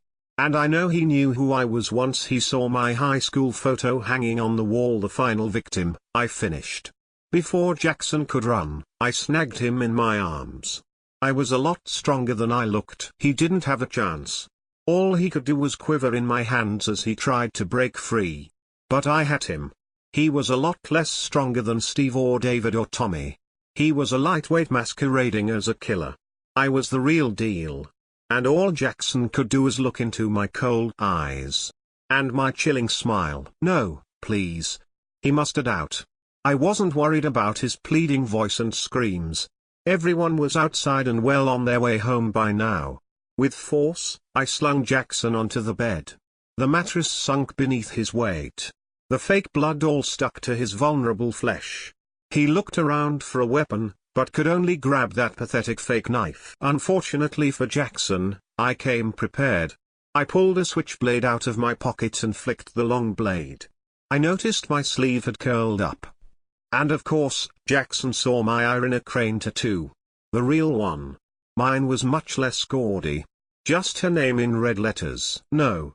Jackson yelled. He leaned up and raised the fake knife. One swing from me hacked into Jackson's wrist. He cried out in pain as he dropped the pitiful weapon. I descended upon him with the gusto I'd always had when taking my conquests. I stuck the blade right into his upper chest. Blood spurted out of Jackson's mouth. His weak hands grasped at the handle. But I knew he was too weak at this point to pull it out. Jackson collapsed back onto the bed. The mattress may as well have been his coffin. I knew I had him right where I wanted him. He was weakened but not dead. Just alive enough to where I could still have some fun. Grinning, I looked over at the dresser. All those knives awaited my precise touch. And unlike Jackson's blade, they were real. And oh so sharp. You got the room set up so nice for me, I commented to my victim. No, please. Jackson pleaded in a weak voice. He rolled around on the bed, the blood poured all around the switchblade like oil-filled soil. The Crimson River would be flowing all night. I picked up the largest knife from the dresser. I studied the blade before tracing my finger along its ultra-sharp tip. Please, don't do this. I heard Jackson yell. A scream for his life that was about as pathetic as what I knew for sure was his fake name. Me, on the other hand, I didn't need a fake name. I didn't have to be Jim Price here in this house. I could be myself. I could be Jack Bates. Keeping my permanent smile, I looked over at Jackson's helplessness. I raised the long knife and got ready to make my move. Boy, it felt good to be home. Story 7, There's something off about my au pair host family. I began attending college straight out of high school, as I'm sure some of you also did. For many people this works, but for me, after my sophomore year, it became clear that I was becoming burned out. My grades began slipping and I began caring less and less about my imminent academic suspension. It's not that I didn't want to attend college, it was just that after being in school for 14 years straight I was running out of fuel. I brought this up to a friend of mine who was going through something similar, and she mentioned that she was thinking about taking a year off of school. Well, what would you do instead? I asked, imagining a year of sitting around the house doing nothing. Having a job would probably be worse. Do you remember Bethany Hill? From our high school? She's been living in Paris since spring, my friend, Lauren, said. It's this weird program thing. I forget the name, but basically she lives with a host family and just helps take care of the kids. I considered this for a moment. I wasn't a huge fan of kids, but the idea of living in a beautiful foreign country for free intrigued me. I briefly imagined myself living rent-free with some beautiful Italian family, making myself at home in their lavish countryside home, going to raging European clubs with my handsome Italian boyfriend. Okay, maybe I was getting ahead of myself, but still, the idea of it was very appealing to me. I was picturing myself riding a Vespa through Rome when I was suddenly interrupted. It's called au pair, Lauren said, reading something on her phone. We could both apply. Not to the same family, but maybe the same country? I lit up upon hearing that idea. I'd never been out of the country, and surely traveling with my best friend would make the experience less scary.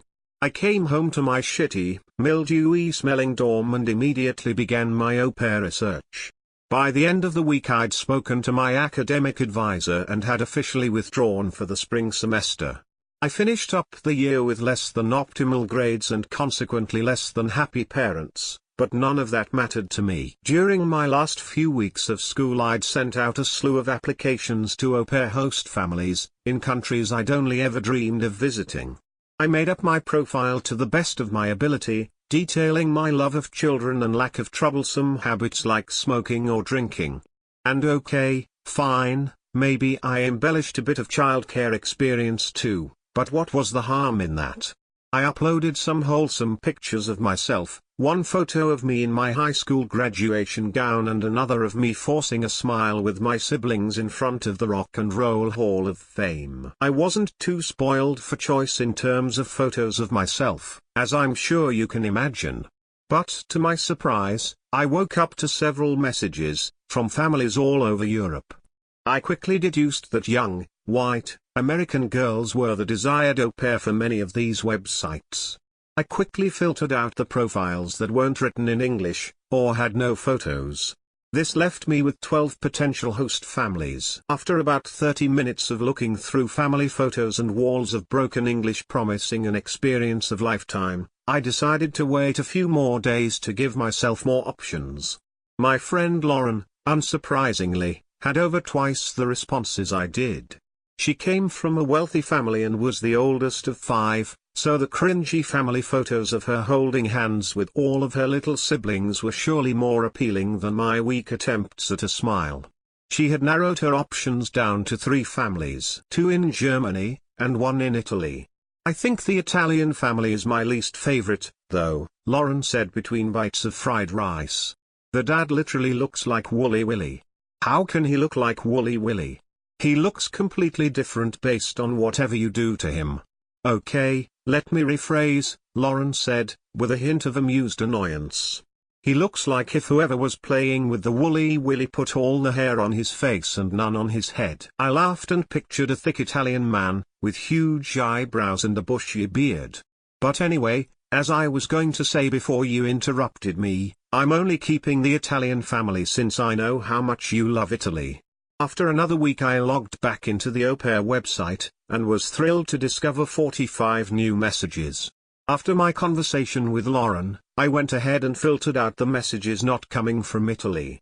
The remaining messages were pretty cookie-cutter, a few photos of the family, a handful of house pictures, and a photo of, presumably, the bedroom that I'd be staying in. After going through about half of the messages, nothing really seemed to catch my eye. I'd even began to notice that many of the photos almost seemed like stock images, like they'd simply been snagged from Google. This was a bit unnerving as I imagined what kind of scams these people could be planning, but the majority of the posts did seem genuine, so I continued my search. Naturally, the very last message I opened immediately grabbed my attention. Upon opening the message, I was greeted with a giant, flashing ciao. Ciao. I chuckled to myself and scrolled through the message, immediately noticing the beautiful, sprawling mansion in the attached photos. I clicked through the photos in complete awe. It was exactly what I had dreamed of when I had originally considered being an au pair. The house was a classic Italian villa, with a striking green courtyard and a stone fountain in the center of the ginormous driveway. There were even pictures of the backyard, showing off an infinity pool overlooking a perfectly manicured lawn. The inside of the home was even more stunning, and the children's bedrooms were nothing short of some extreme makeover bullshit. It was certainly an unusual amount of photos, as most of the postings only had 3 or 4 tiny pictures of the house. But I figured that if I lived in a house like this, I would be eager to show it off, too. The last photo was of the bedroom I'd be staying in. It was nearly empty, but I figured I would be allowed to decorate it myself. After several minutes of drooling over the mansion I'd possibly be living in, I suddenly realized that there were no photos of the actual family.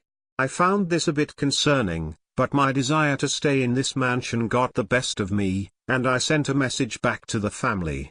I pressed the back button to return to the home screen when I realized I'd received a new message. I clicked on it expecting to see another family, but to my shock it was a reply from the family I'd only just messaged. How could they have replied that fast? Wasn't it like 3 in the morning in Italy? I apprehensively opened the message and was greeted by the same flashing text, only this time it said grazie. Grazie. The message was brief, and I noticed an email at the very bottom. The family thanked me for my interest and told me to send them an email with any questions or concerns. I quickly deduced that this could be an automated response. I decided that I wouldn't bombard them with questions immediately, but I was very curious to see photos of the family. While I drafted up my over-enthusiastic email, complete with smile emojis and a plethora of exclamation marks, I glanced back at the message to copy down the email address. That's when I noticed who the message was addressed to. Ashley Graham. I hurriedly clicked on my profile to confirm my fears. My full name wasn't listed anywhere on the profile. My name was only listed as Ashley G. Could the website have told them my full name? I mean, I had scanned my driver's license to prove that I had one, but it certainly never mentioned that the host family would see it. Or that my full name would be shared with anyone. It was odd for sure, but it wasn't enough to stop me from contacting the family. I quickly sent the email and went to bed, deciding to just brush off the little hiccup. When I awoke the next morning I had received a response from the family. The email was another brief one, but it gave me all the information I wanted. The father, who I'm assuming was the one writing these messages, was Anthony. His wife was named Angela, and they have 2 children, a 7-year-old son named Stefan and a 3-year-old daughter named Lucia. They had no pets, and their last name was Marchesi. The email had 3 photos attached. One of a young couple, kissing on a picturesque beach. The next photo was a photo of 2 young children, both holding melting cones of chocolate gelato, smiling faces both completely slathered in the brown dessert. The last photo was a bit strange. It was the whole family sitting on a couch together, in a seemingly empty room. The parents, Anthony and Angela, were smiling, perfect white teeth almost unnerving. But it wasn't the parents who were making the photos seem a bit off. The 2 children sat on the outside of the couch, on either sides of their parents. But neither of them were smiling. Stefan was looking away from the camera, towards something presumably behind it, or maybe to the side of it. His face was mostly expressionless, but still, why would they choose this photo as the one to send? Even worse was Lucia, whose face was bright red and patchy, as if she'd recently been crying. I couldn't take my eyes off of the white knuckle grip Anthony had on the little girl's knee. I closed the email and decided to do some external research before I replied. But before I closed the tab I suddenly noticed when Anthony's email was sent. I had sent him an email at 8:38 p.m. His reply came in at 8:39 p.m. Story 8, I think my best friend's boyfriend wants me dead. Before I get into my reasons for thinking this, let me give you guys some background. I've known Rachel, my best friend in this case, since my freshman year of college. We connected as soon as we met and went through our 2 years at school inseparable, to the point where, if our dorm mates saw us apart, they would get a bit worried. Rachel and I had the sort of relationship where we would lay in her uncomfortable bed for hours, watching Facebook cooking videos into the early in the morning and sleeping through our unfortunate 8 a.m. classes we had that day. We're as close as soulmates, really. I digress. We never lost contact, but eventually we went our own ways to further our studies. We still only live 2 hours apart, but even that can be agonizing for us, as we text and chat almost constantly. We see each other about once a month now, switching off who goes to the other's apartment. This is where the boyfriend comes in. For privacy's sake, let's call him John. In reality, there is nothing all too special about his name. It's simple, like something you'd see a popular lawyer named, or that neighbor who lived down the street from you when you were a kid. You know the one. Rachel had recently gone through a messy breakup. One where the guy wouldn't leave her alone, harassed her, me, her family and anybody else close to her constantly through fake Twitter accounts, burner phones, you name it. I don't think he has much to do with this story, but I want to make it clear that Rachel has a pretty bad rap with guys. On the other hand, I've been dating the same guy since freshman year. We hit it off as a little trio and I guess I got the lucky card, 'cause here I am today, living with the finishing point to our little trifecta. His name is Dean.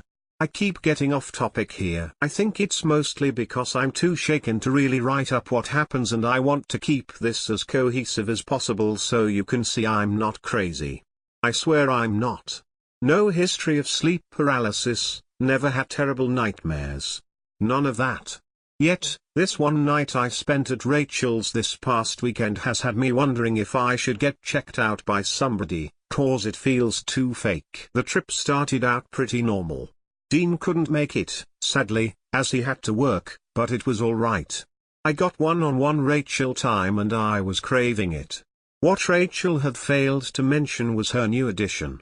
I don't know why she hid him from me. We tell each other everything, really. Her silence on the matter unsettled me, but I don't think it was any sort of ill will. She just gets nervous introducing guys into her life after what happened with her ex, and I get that. I think she also wanted my unabashed opinion on this guy in person before I was sent a novella about him over text. Either way, I get it. When I first walked up to Rachel's apartment, knocking only once before the door swung open on me and I was met with a warm embrace from many weeks spent apart. We exchanged our usual excited hellos until I saw him out of the corner of my eye. He was so average looking. Not in a bad way. He isn't exactly unattractive, but he isn't exactly attractive. Not particularly tall or short, fat or thin. Brown hair, brown eyes, slightly crooked bottom teeth. Just your normal guy. He gave a small smile when we locked eyes and I could tell he was sheepish. Whether I'd heard about him or not, he sure as hell heard of me. I raised my eyebrows towards Rachel and she looked back, giving a little of recollection. "Mia, this is John," she said excitedly, hugging his arm a bit as I walked up to him. I gave him the once-over. As I said before, nothing extraordinary. He stuck his arm out rigidly for me to shake his hand and I tentatively accepted, narrowing my eyes further at the formal approach. He said his name again, said he'd heard a lot about me and gave a nervous chuckle. The rest of the night went pretty normally. I'd shown up around 6 because of work and we went out to get Indian food at Rachel's favorite place. John was nothing but nice, if not a bit fidgety, and we went back to her apartment and sat down with some wine.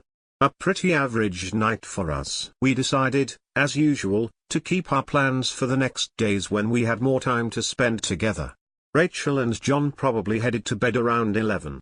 I'm pretty bad about falling asleep at a good time, so I made my place on the couch and turned on some easy watching. Some sort of nature documentary on Rachel's Xbox. I cozied up and started scrolling through my phone, eventually turning off the lights so the only thing illuminating the small living room was the television. I felt myself starting to doze off when I remembered to turn off the Xbox. I sat up and reached for the controller when it caught my eye. A dark figure down the hall.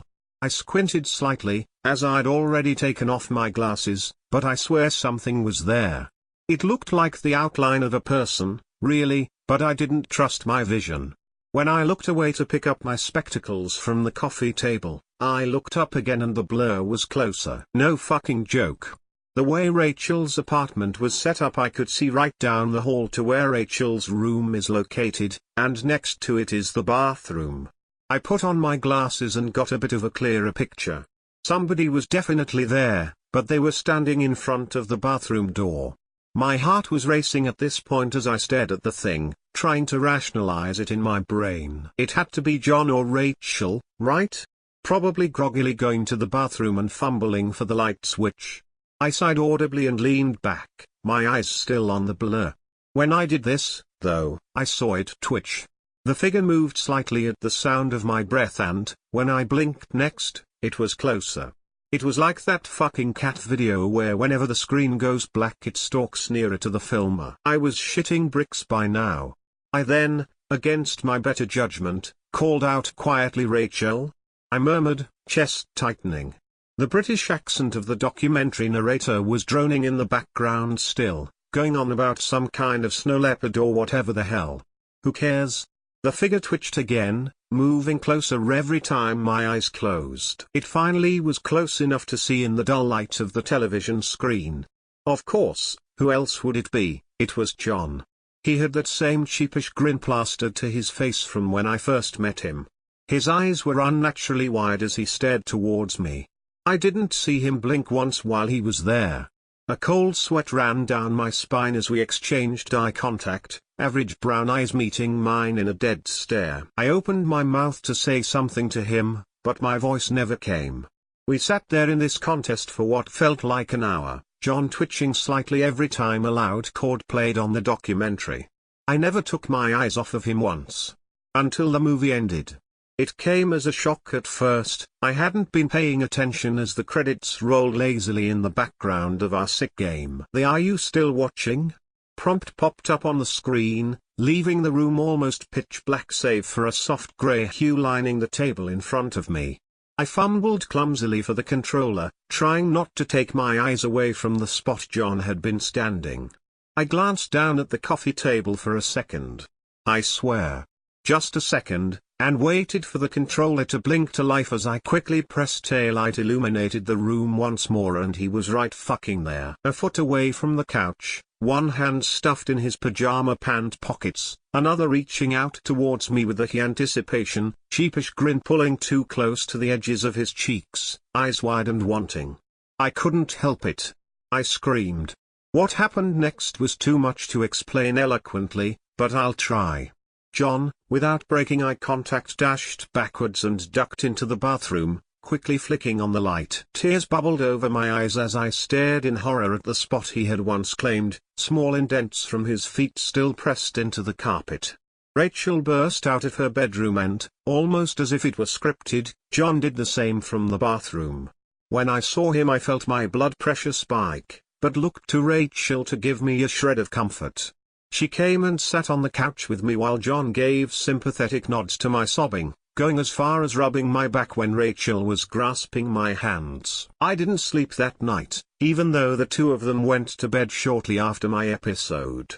I didn't tell Rachel what happened. John was right there. I couldn't risk it. After the next day came and went, I made up some bullshit excuse about being called into work even though I asked for time off. Rachel was visibly upset, but I couldn't stay there another night. I had to get the hell out of there. On my drive home I called Dean and told him everything. He scolded me for not telling Rachel, but what do I say? Oh hey, by the way, your new boyfriend stared at me for an hour and it was weird. Sounds absolutely fucking crazy. Nothing new has happened since then. Me and Rachel even text every day still. She doesn't seem too upset about me leaving early, but I still don't know how to bring this up to her. The reason I'm writing this now, though, is because, ever since around 6 p.m. today I've been getting texts from a number I don't recognize.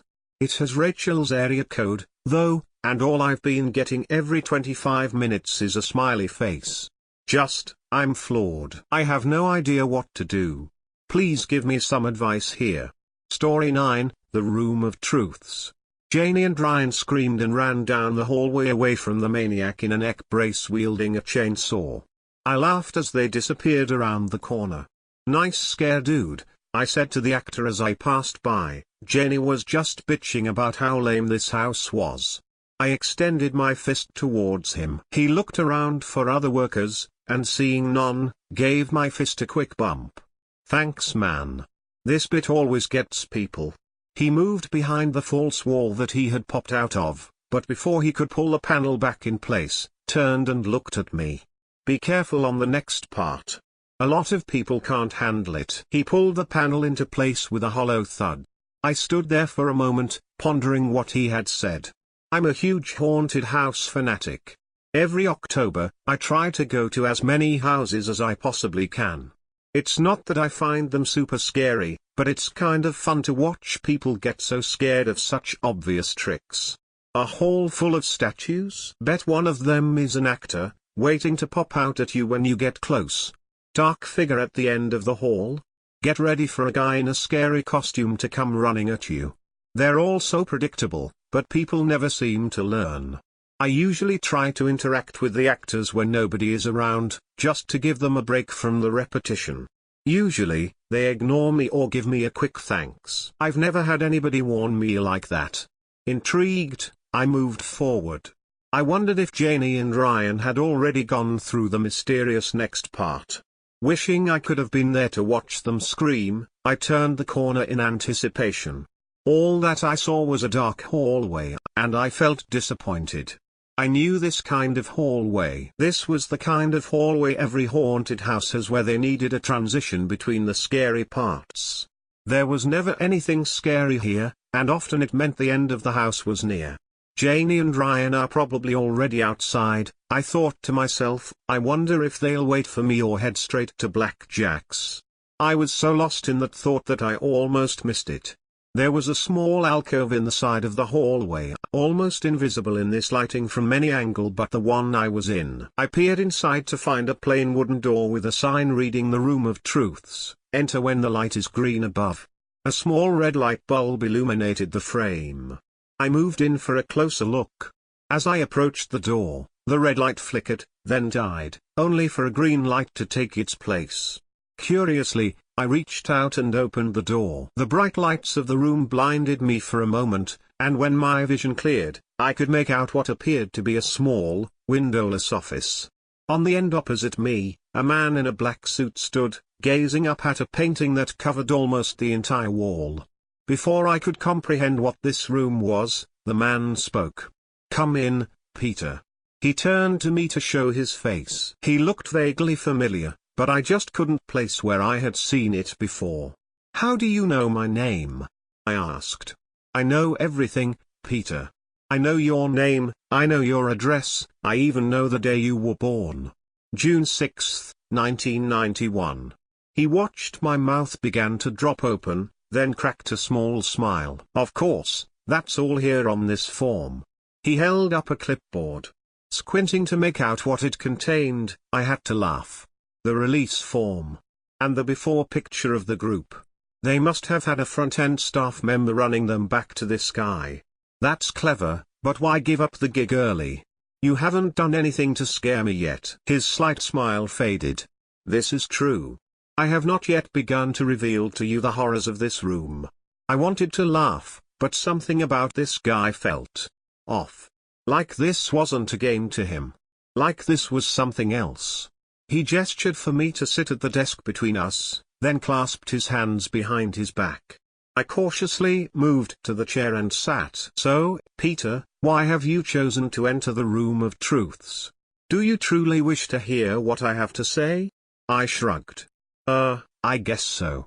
Look, I don't really know what's going on here, but my girlfriend and my buddy already passed by, so I should probably make this quick. Janie and Ryan are not far ahead of you. You will see them at the end. His voice made me uneasy. The truths I will tell you are challenging. You will be uncomfortable. Do you understand me, Peter? What? I mean, sure, I guess. I squirmed in my chair a little bit. He was making good on his promise that it would be uncomfortable. I could already feel my palms begin to sweat. He nodded. Very well. He paced around the desk and stood facing me. You've been to lots of haunted houses, correct? Why? How did you? I started to ask, but his eyes seemed to pierce right through me. I guess because it's something to do. I shivered slightly. This guy was giving me chills. You come to these houses alone. You come to escape your job, to escape your life, to escape the people around you. Janie and Ryan are the first people to come to a haunted house with you since middle school, and that's only because you agreed to hang out with Ryan tonight and just forgot. Janie only came along when she knew it wouldn't be just the two of you. What? How do you? That's not, who are you? I demanded.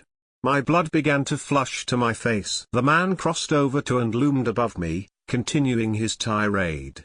Ryan was annoyed, but not surprised, that you forgot about your plans.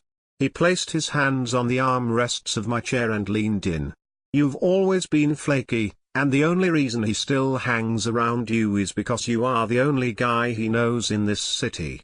But don't worry, in a few months' time, he will have found a new group of people and you won't see him again for years. You won't find new friends, though. You're too introverted to make new friends now at, what, 30? You'll just have to live with the fact that, without Ryan, you have nobody to call a friend. My chest felt like a rope was being tightened across it, and my breathing became shallow and labored. I have Janie. I gasped. Oh, your precious girlfriend. Face it. Janie only started dating you because you were there after her last breakup. She finds your relationship stale and knows that you are in a dead-end career.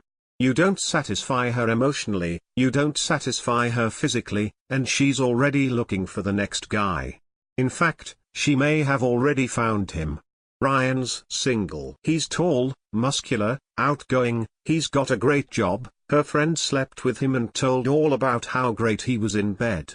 Don't you find it odd that she was the one who proposed that she come after you told her you would be hanging out with him?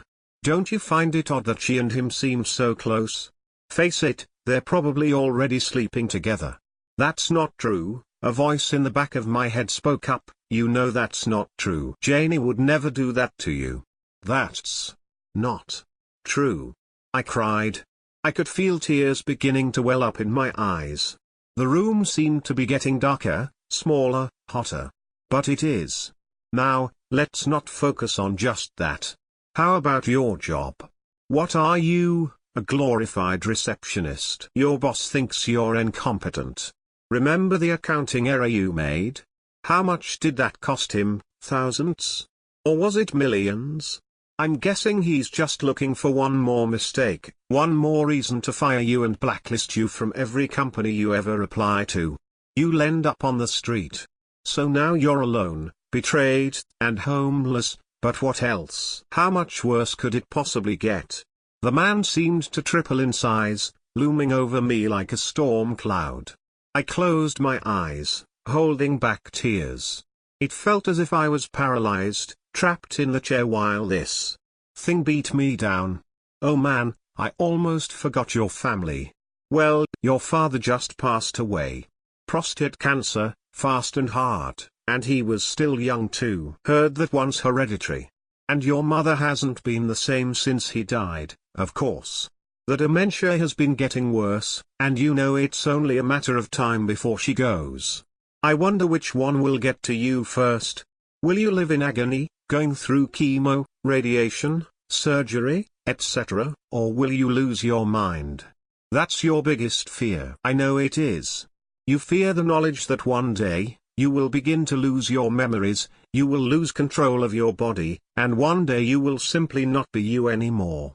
Your body will be a broken, empty husk of the man you once were. And, of course, no one will be there with you. You will die alone, in anonymity, of a disease you cannot control and cannot understand. In 40 years, no one will remember your name. Your life is a waste. You are a waste. You have no reason to live at all. Tears streamed down my face. I sobbed, taking long, labored breaths. I felt my hands begin to shake, then the rest of my body. I took a deep breath, then held it in for a few seconds, then released, calming myself down enough to stop shaking. When I opened my eyes, the man was gone. On the desk sat a small slip of paper. I grabbed it, and the door behind me opened. I rushed from the room, slammed the door behind me, and sank to the floor, sobbing. For a moment, I just sat there, holding myself and trembling, thinking about what the man said over and over.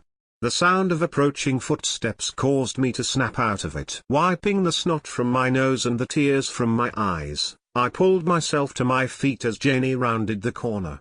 "There you are. We were worried about you," she said, giving me a hug. Feeling me shake, she pulled away and looked up at me, eyes filled with concern.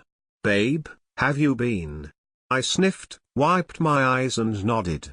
"Yeah, it happened again." I was still shaking, so she took my hand. "I think it's time," she said, giving my hand a squeeze. "I'll go with you tomorrow, if you want." I nodded. Turning around, I noticed that the alcove had no door, no light, no sign. It had never been there. She grabbed me by the hand and led me down the hallway, away from my nightmare. Opening the exit, I saw Ryan shivering in the cold October air. "Oh, thank Christ. It's freezing out here," he exclaimed when he saw me. "Come on, I've been dying to get to Blackjack's all night. Pete, I've got a couple buddies from work I want you to meet. They're super into haunted houses too. I think you'd hit it off with my buddy Mikey, he's reminds me of like a shorter you." Ryan started moving down the street, weaving through a throng of people. Janie smiled and looked up at me. "You okay?" "Yeah, just give me a second," I replied. She gave me a quick kiss, then followed Ryan through the crowd. I took a few deep breaths. The air helped calm me down. I began to feel exhausted and started thinking of ways I could excuse myself from the bar early. I realized I still had the slip of paper in my hand. Holding it to the light, I unfolded it. "I'm sorry tonight went the way it did, but it's time. Go see a therapist and get some help. You don't need to fight me alone. Just remember, it was all in your mind. Hopefully won't see you soon, your anxiety." Story 10, Don't Try to Wake Me. While growing up, I suffered from sleep terrors.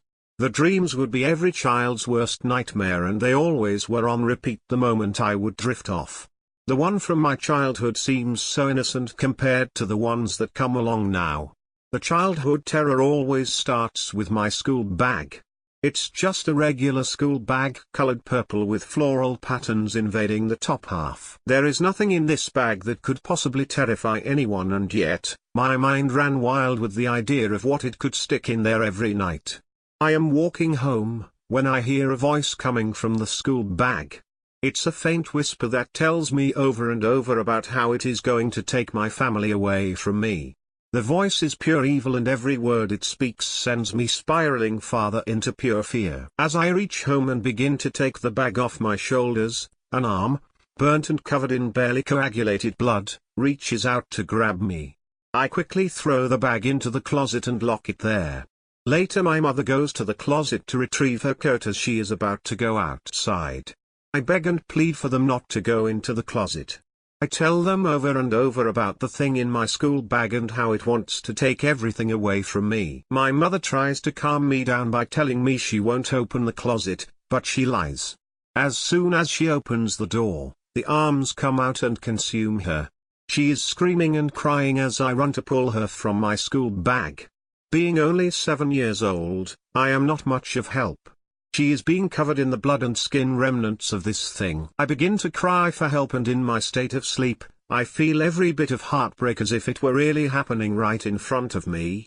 My stepdad comes out of the bedroom to help, but this being is much stronger than any human.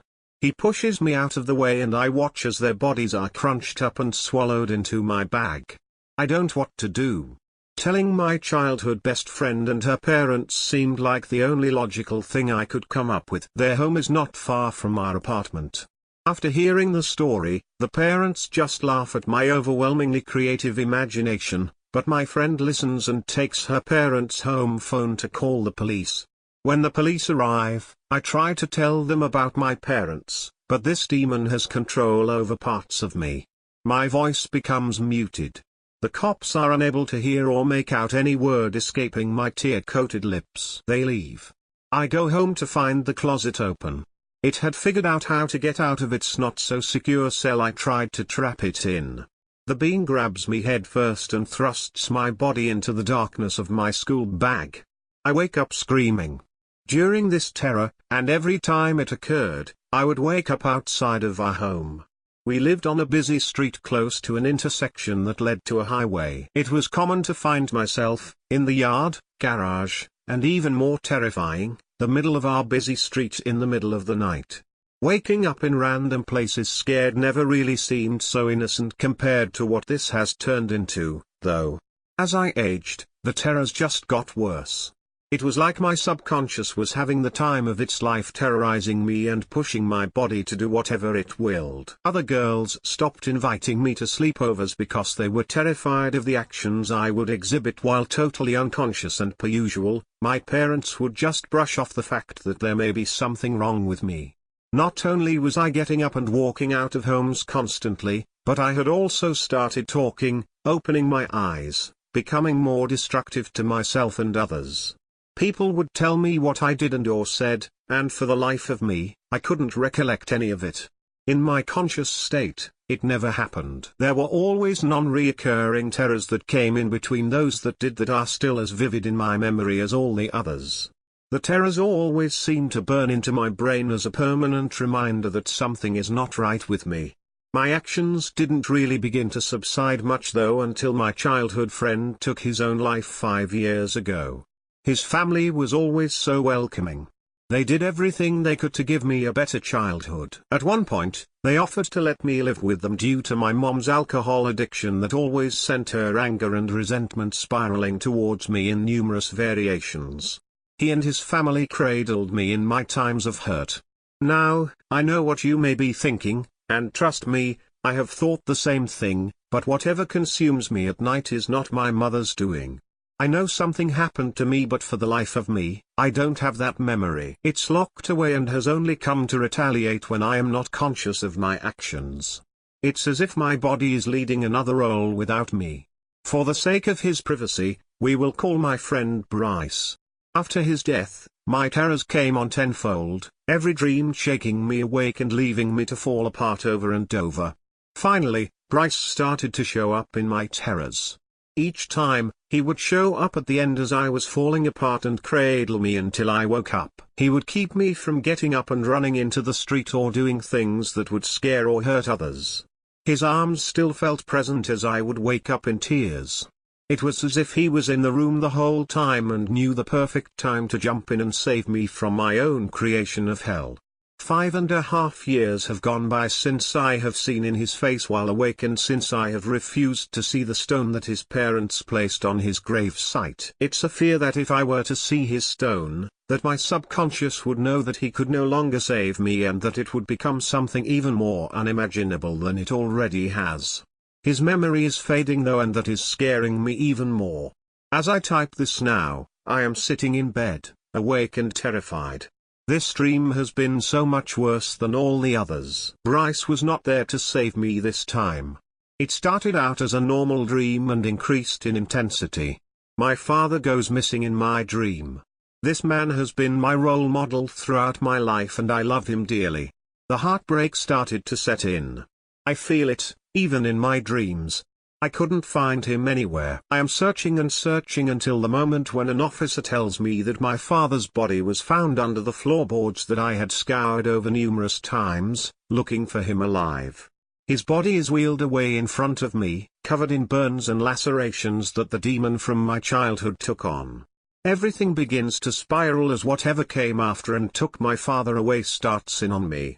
In the dream state, I still feel it grabbing at my ankles and dragging me away as I scream and thrash in an effort to escape the same fate as my father. I don't remember what I did while under the spell of my terror, but I awoke to find my boyfriend knocked out cold on the hallway linoleum floor with blood drying to his face and neck.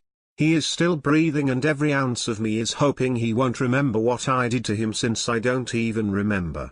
My face is filled with tears and I'm rocking back and forth wondering where the hell Bryce is. How can I be so destructive? What am I supposed to do? I'm becoming the monster my terrors created. Story 11, I saw something. And I can't explain what it was. So at the time of this, I was 17 years old, just ending my junior year in high school. I was super excited for the school year to end because that meant my family and I would take our annual camping trip to northern Wisconsin. We usually go up at least 4 to 5 times during the summer, but due to my parents' work schedule, we weren't able to go up until the week of my birthday, which was at the tail end of June. When the week of my birthday came up, I was super excited. Finally we were going up to the single best place in the world and we were going for 3 weeks. I couldn't be happier. We packed our bags and by the time we left, the sun was beginning to set. The ride was mostly uneventful, aside from the stereotypical bad Wisconsin drivers. By the time we reached the sticks near the camping resort, the sun was completely set and it was pitch black aside from the truck headlights. I woke up from a short nap I was taking and just looked out of the passenger side window, when I saw a deer, but I swear I saw it walking on its hind legs. I just chalked it up to my tired mind and I thought nothing more of it. We finally got to our camper at around 9:30 p.m. We unpacked the truck and went to bed around an hour or two later.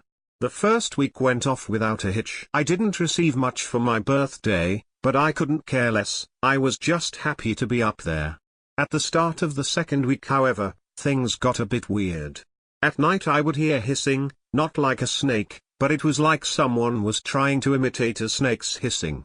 When I went to check it out though, no one was there, so I just went back to my camper, honestly a bit shaken up.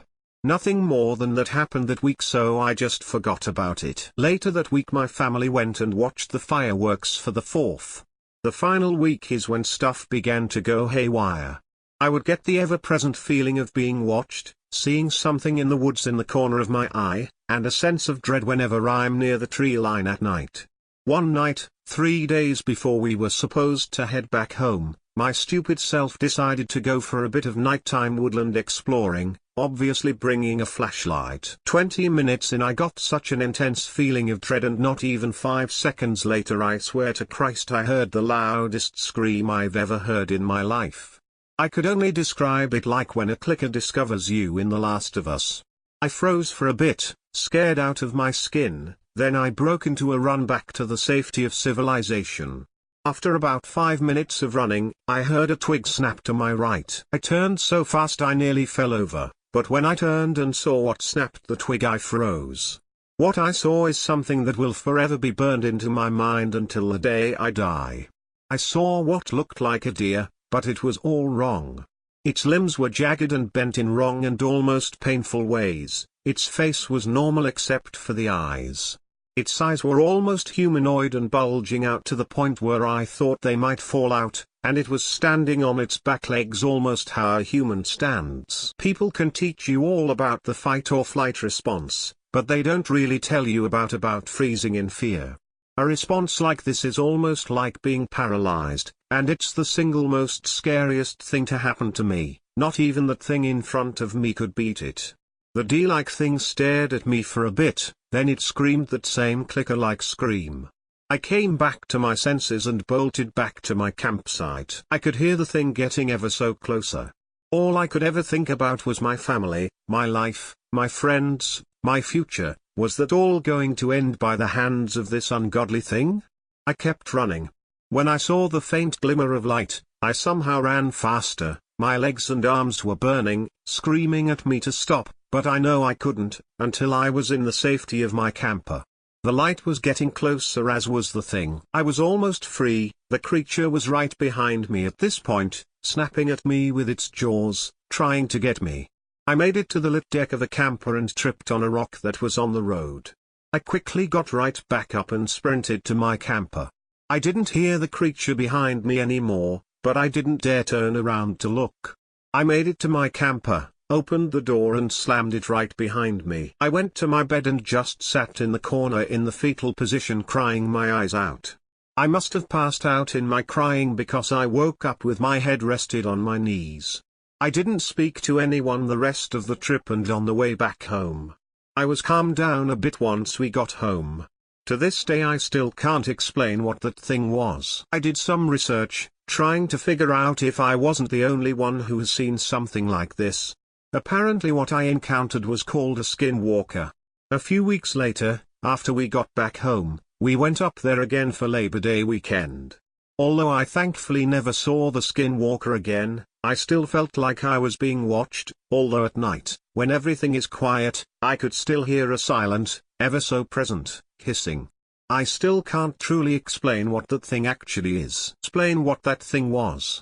I did some research, trying to figure out if I wasn't the only one who has seen something like this. Apparently what I encountered was called a skinwalker. A few weeks later, after we got back home, we went up there again for Labor Day weekend. Although I thankfully never saw the skinwalker again, I still felt like I was being watched, although at night, when everything is quiet, I could still hear a silent, ever so present, hissing. I still can't truly explain what that thing actually is.